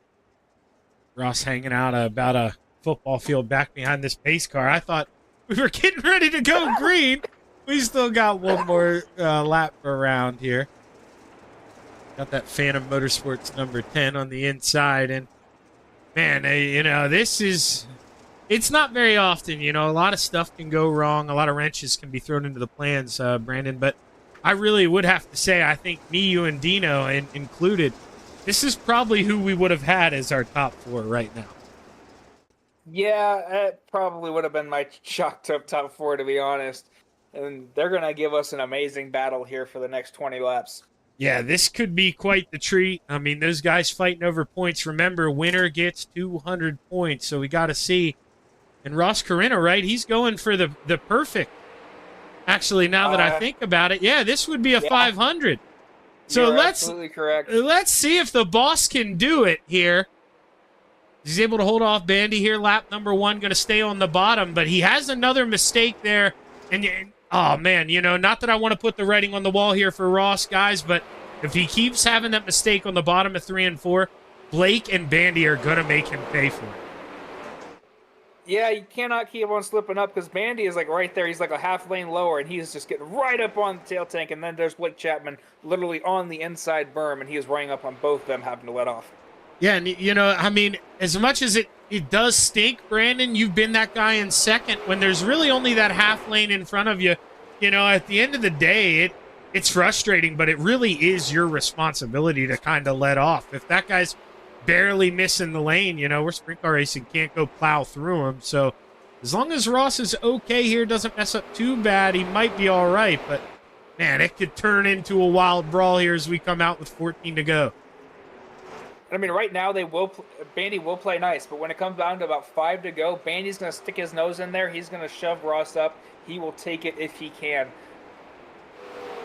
Watching Jeff I've been Barker. on both ends of that stick. Yeah.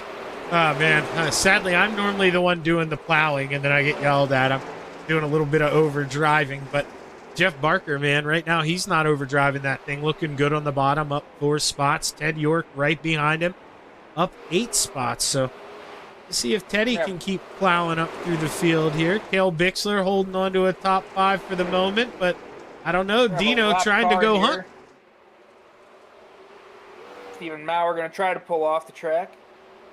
Yeah, good eye there. Maurer does pull off on the bottom of 1 and 2. I think it's low enough. Shouldn't get that caution flag. We don't. As man Jesse Bandy, clips that berm a little bit through 3 and 4. Pulls a wheelie coming off of 4, loses some time to Corinna.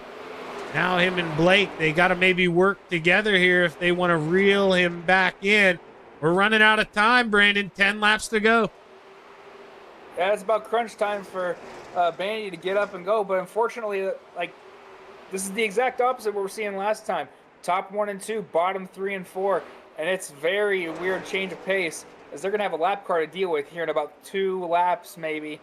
But Bandy, here he comes. He's going to have a good run coming out of 4. Going to drive it up top, right behind through 1 and 2, as you mentioned. Lap car, David Kormoski going to get to the inside here. So, oh, no! Oh, no! And they're still bumping each other. Oh, no! Blake up to P2. Bandy falling back to 3rd. Not what you want to see. But, man, Brandon, at least they're kind of able to hang on there. But you got to think, if we don't get a caution, we might see a perfect 500, only 7 to go. Yeah, Ross is just hoping and praying that nothing else happens. And, man, that could have been disastrous. It really could have been, and now, Bandy, obviously, got to be fuming in that race car. Stuff happens, but Blake has now pulled away from him, and Anthony is kind of reeling him in here, so Bandy going to have to... Oh, caution flag waves! Oh, I'm hearing a no. I don't know what happened yet. Don't spoil it, Brandon. Let's see, but the no does not sound good. I'm knowing the caution, man. Oh, okay. Phew, I was worried we collected the leaders in this, but it was actually up ahead. So I'd clicked on Isaac Bowman, but it had started up ahead of that, I believe. Or no, actually, I clicked on Logan Wentz in the wrong. It was Isaac Bowman. Yeah, it was Isaac Bowman collecting whoever the 16 is, Jeremy Christensen. Yeah, Jeremy turning sideways to cut down as he's floating up, and, well, 2 guys fighting for the same real estate. Not going to work. And all of a sudden, Ross Corinna, man. I could hear the emotion, Brandon, in your voice. He has got to be feeling like a wet dog right now. Now, this is when tire wear comes into play. We know Blake Chapman is amazing at saving his tires and being there in the last 5 laps. Now he's put right on the back bumper of Ross. This is going to be an intense finish. We're going to see if Bandy, with that rage pent up from that contact with the lap car, if he does not have any damage, he's got a little bit of nose wing damage, but I do not see any tire damage. Will he drive aggressively here on this restart? Oh, man, that Busch, he's powered by Busch Light in that 10 machine, so we'll have to see what he's got here. Remember, we saw Blake Chapman taking a couple peaks on the bottom. Well, really, that's why he lost P2. Not that, maybe Bandy didn't deserve it, but Blake had to lift out, got washed up, and opened up that bottom lane. Can Blake keep it smooth on the bottom, try to find a way on by right now? If he can't, I don't know in coast to coast. Marty talked about it last night. If we have ever seen the perfect 500, but Ross Corinna gonna try his best here as we've got a 5-lap shootout. The green flag's high. It's ready to fly. The boss drops the hammer. We're back underway. Good restart for Blake Chapman as well. Able to pull away a little bit from Bandy. Now maybe he can try to go to work on Ross Corinna. But right now, you got to think, well, never mind. Ross going upstairs through 3 and 4. Ross slid himself, and this might come back to bite him. He's going to caution flag. Caution flag waves. I believe Jeff Barker goes around here. We're going to use the little rewind this time. Yeah, Barker into the outside cushion and biked it and up and around. Ooh, the 8 also kind of got collected there with somebody else. So you heard it there from Dipper. Just jumps that little cushion. I mean, you can see the right rear hop up, and he just goes into the wall, comes back down. I've done that more times than I care to admit, but... Yeah, that's definitely why. One of the reasons I was so slow last night after the quick repair, I got to meet the 1 and 2 wall pretty good. Was driving around with a broken right front. That's never fun. But man, if you well, you know better than me, man. You get up top, you're flirting with it up there. Oh, you definitely are, especially at Knoxville here. We love to say that the cushion has gone away at a lot of tracks. Here it is like doubled and completely gone motocross with it, which I love and I hate at the same time because it's taken me out so many freaking times. But yeah, but I'll tell you, you know it as well as I do, Brandon, that 1 out of 5 laps, when you hit that thing correct and you rocket ship off that corner, all that makes it worth it. That's why you keep going back up there. Yeah, that's why we keep going back up there. I mean, you're hearing us complain about it, but if you do everything, and I mean everything correctly, there is a lot of speed to be found. And, you know, some of these guys definitely know how to do it better than others. I mean, Brandon, he won't include himself. He's becoming one of them. I mean, you're watching 4 or 5 guys right now who know how to do it. Lots of them right behind that are pretty close here. This could really go. Yeah, I think you hit the nail on the head there. Hope maybe he's got somebody telling him, "Hey, you better go." Contact. Oh, are we mixing it up here? I think Ted York got a little bit of contact there from John. I don't know how to say that last name. I'm not gonna try. Was the green flag waves were back underway. 3 laps to play, 1.5 miles at the Knoxville Raceway. Good jump there for the boss. Ross, Corinna, Blake Chapman rolling the top off of 2, trying to build up steam, and you nailed it, Brandon. Ross back to the bottom through 3 and 4. He's still about a half lane up, though. He's got to get down. Otherwise, Blake is going to fill that gap. 2 laps to go. Blake Chapman maybe clips the berm a little bit on entry, and is that the mistake the boss needed here? Lap and a half to go. White flag set the wave this time by.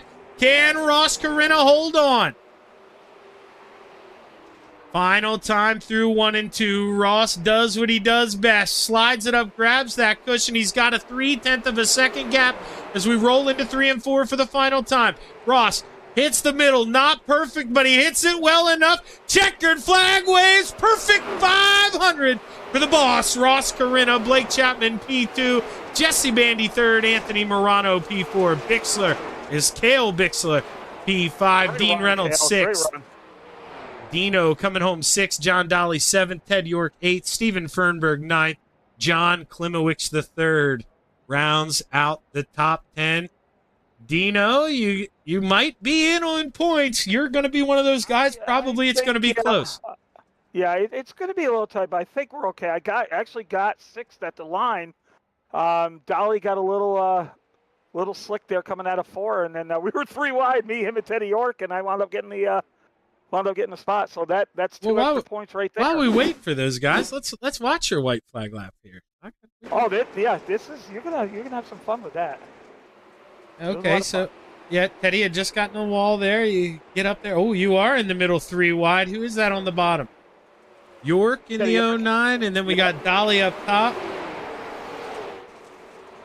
Dolly gets in the wall a little bit there through 3 and 4, and look at you. You find the power, 3 wide, beat them both at the line. Good run there, Dino. I mean, if 3 points, that could be the difference. Yeah, I was very conservative. I probably could have pushed it, but I had a feeling if I stay top 7 with the 5th qualifying that I should be able to get locked in, and that's the goal. When you got a 47-lap race and you're going to start in the top 16, you're going to have a shot. That was the goal. Let's see if we can maybe get a word here with these guys. Jesse Bandy, your 3rd place finisher. I'll check the Discord. Bandy's he's a professional. He's already there.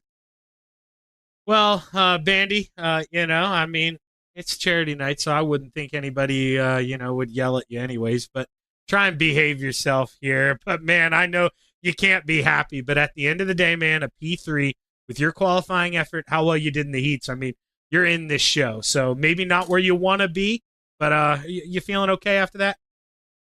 Oh yeah, oh yeah. I mean, you just sometimes racers' luck doesn't go your way, but you know, it is what it is. We'll recover.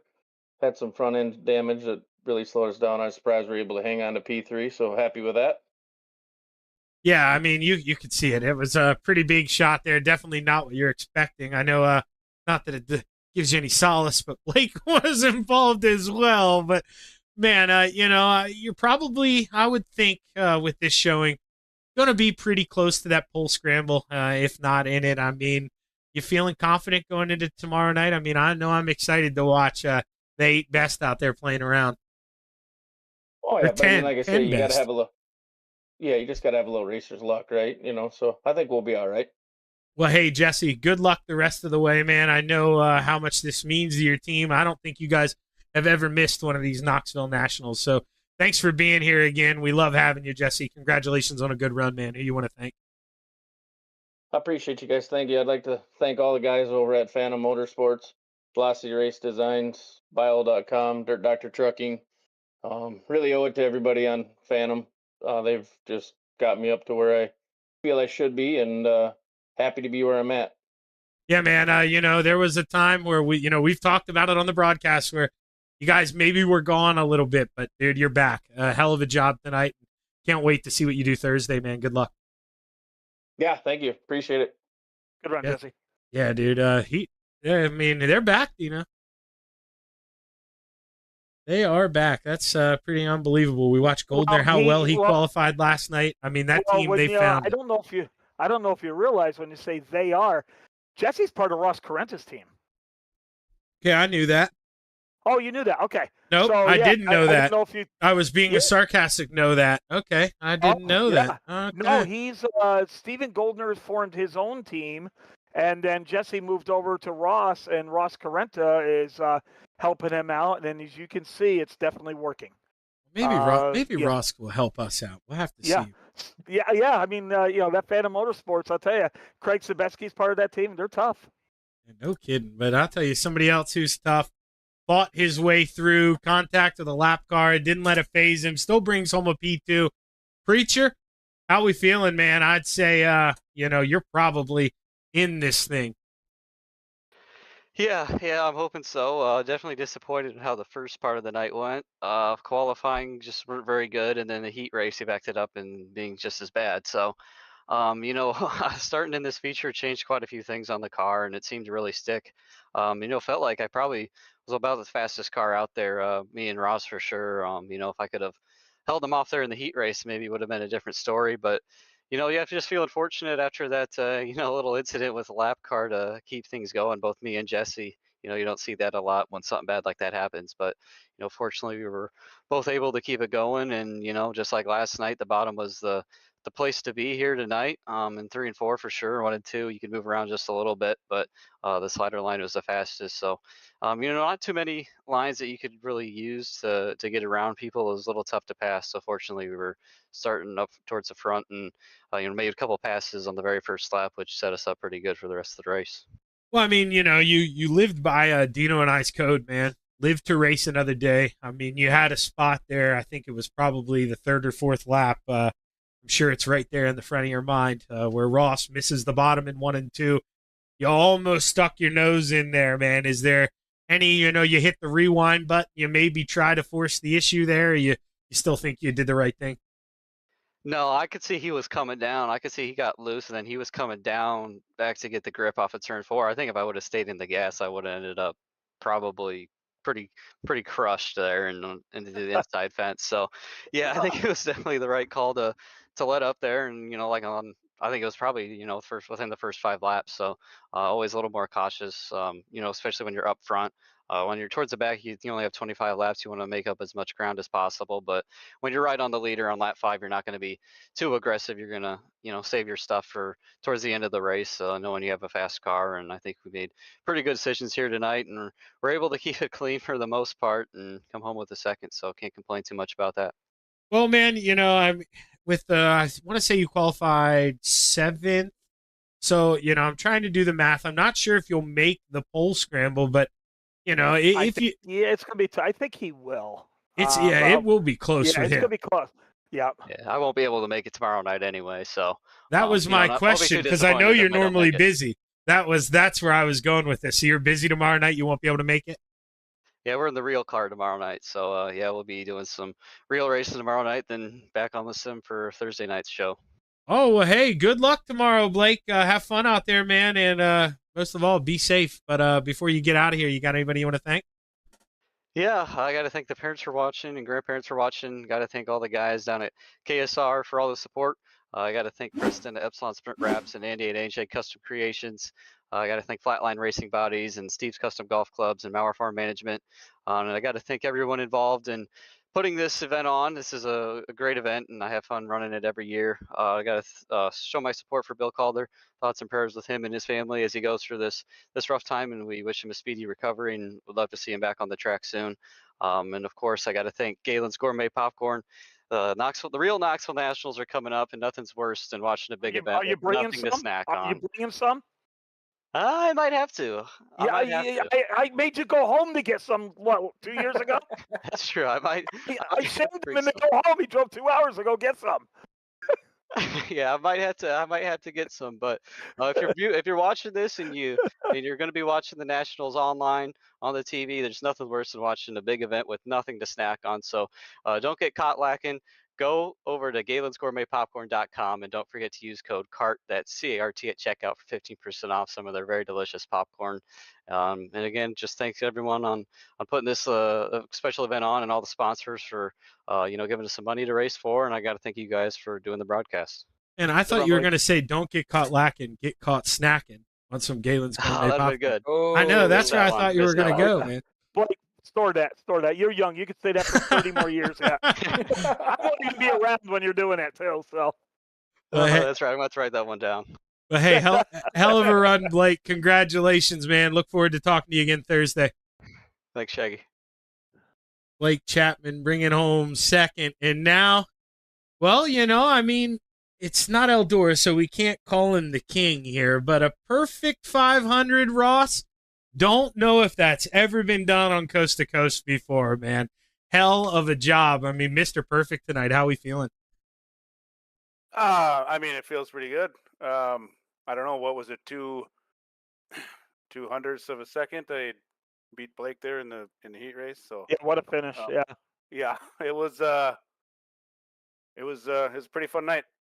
No, and obviously you and Blake pretty similar there on pace. It looked like those opening couple laps. So how important, was that move there to win the heat race? Because really it seemed like, that was the difference. The starting spots really out of you two. Yeah, everybody in this league knows how Blake is on the bottom. So I knew if I could hold it, he'd have to either move up and try to get around me or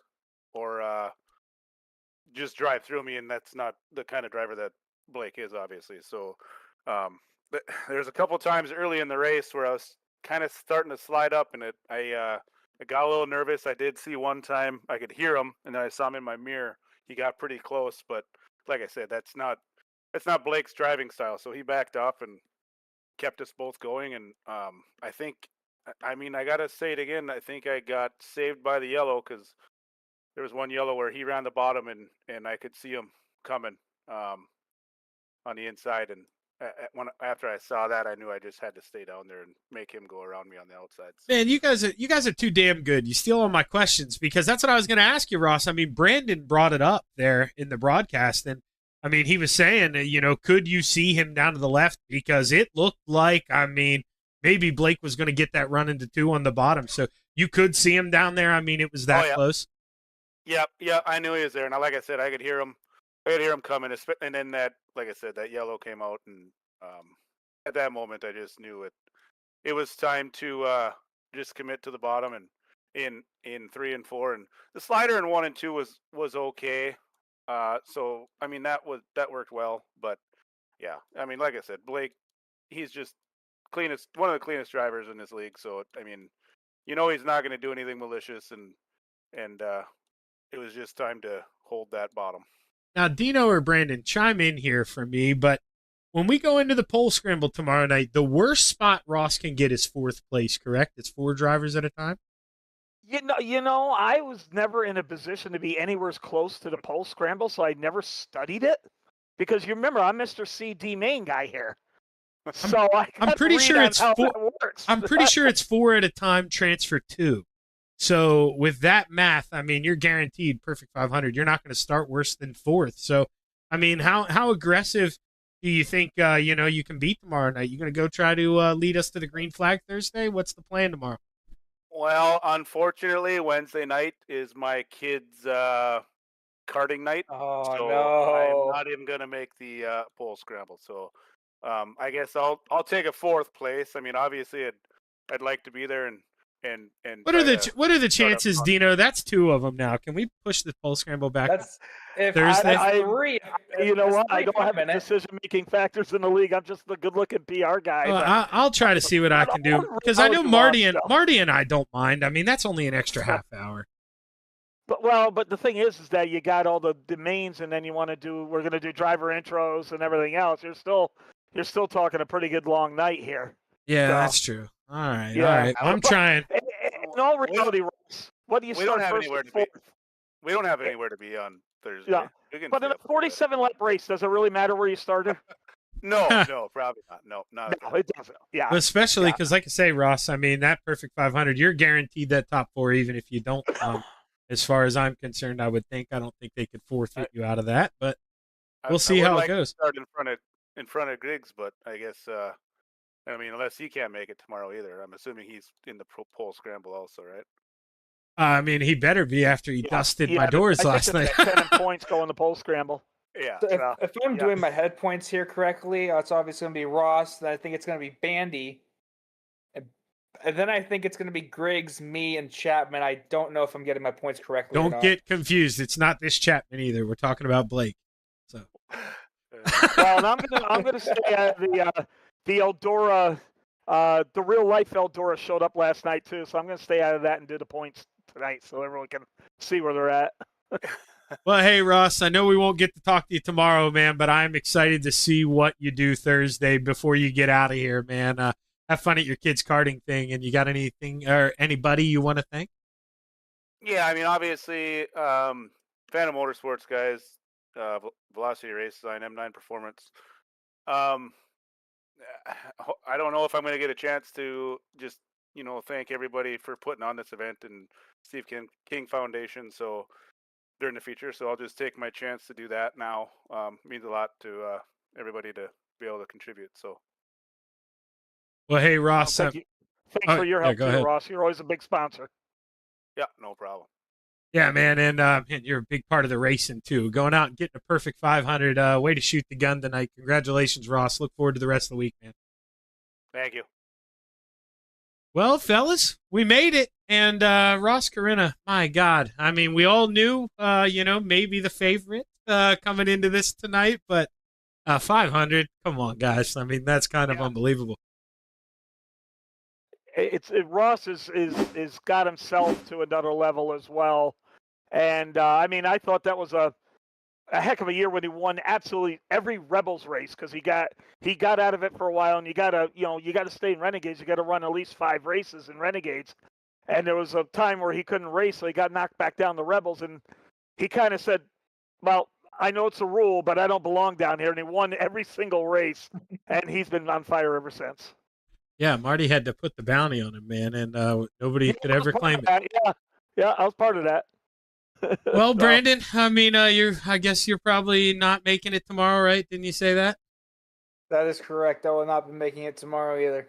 Well, I mean, you got any words of wisdom for the guys running it, and maybe any advice for people like me that got to come through the soup on Thursday? Are you not going to be around tomorrow either? I'm broadcasting. I can't run Hard Knocks. Oh, man. Yeah, let's be honest. I wasn't winning anyways, okay? If I'm lucky, maybe a top 3, but the winner is the only one who goes, so I'm not missing anything there. I mean, just, I said at the top of this broadcast, keep your head down. You got to, with going through the soup especially, not a lot of laps, but you have to be smart with your maneuvers. One wrong move and you're going tumbling, and you're going to be going at dingus very early. I've been there very early. Well, that's going to wrap it up here on the Coast to Coast Racing Network. As well. Oh, P7 better watch out. That's where I'm gunning for. But, all right, we're going to wrap it up here. Make sure you tune in tomorrow night. I believe I'm looking at the scramble. Yes, Pole Scramble is going to go off at 7 o'clock. So we'll probably let them beat up the racetrack a little bit. We'll probably go racing around 7:05 or so. But make sure you hit that like button, hit that subscribe button. Don't miss a show. I'm Zach Chapman with Shaggy TV saying so long and have a good evening.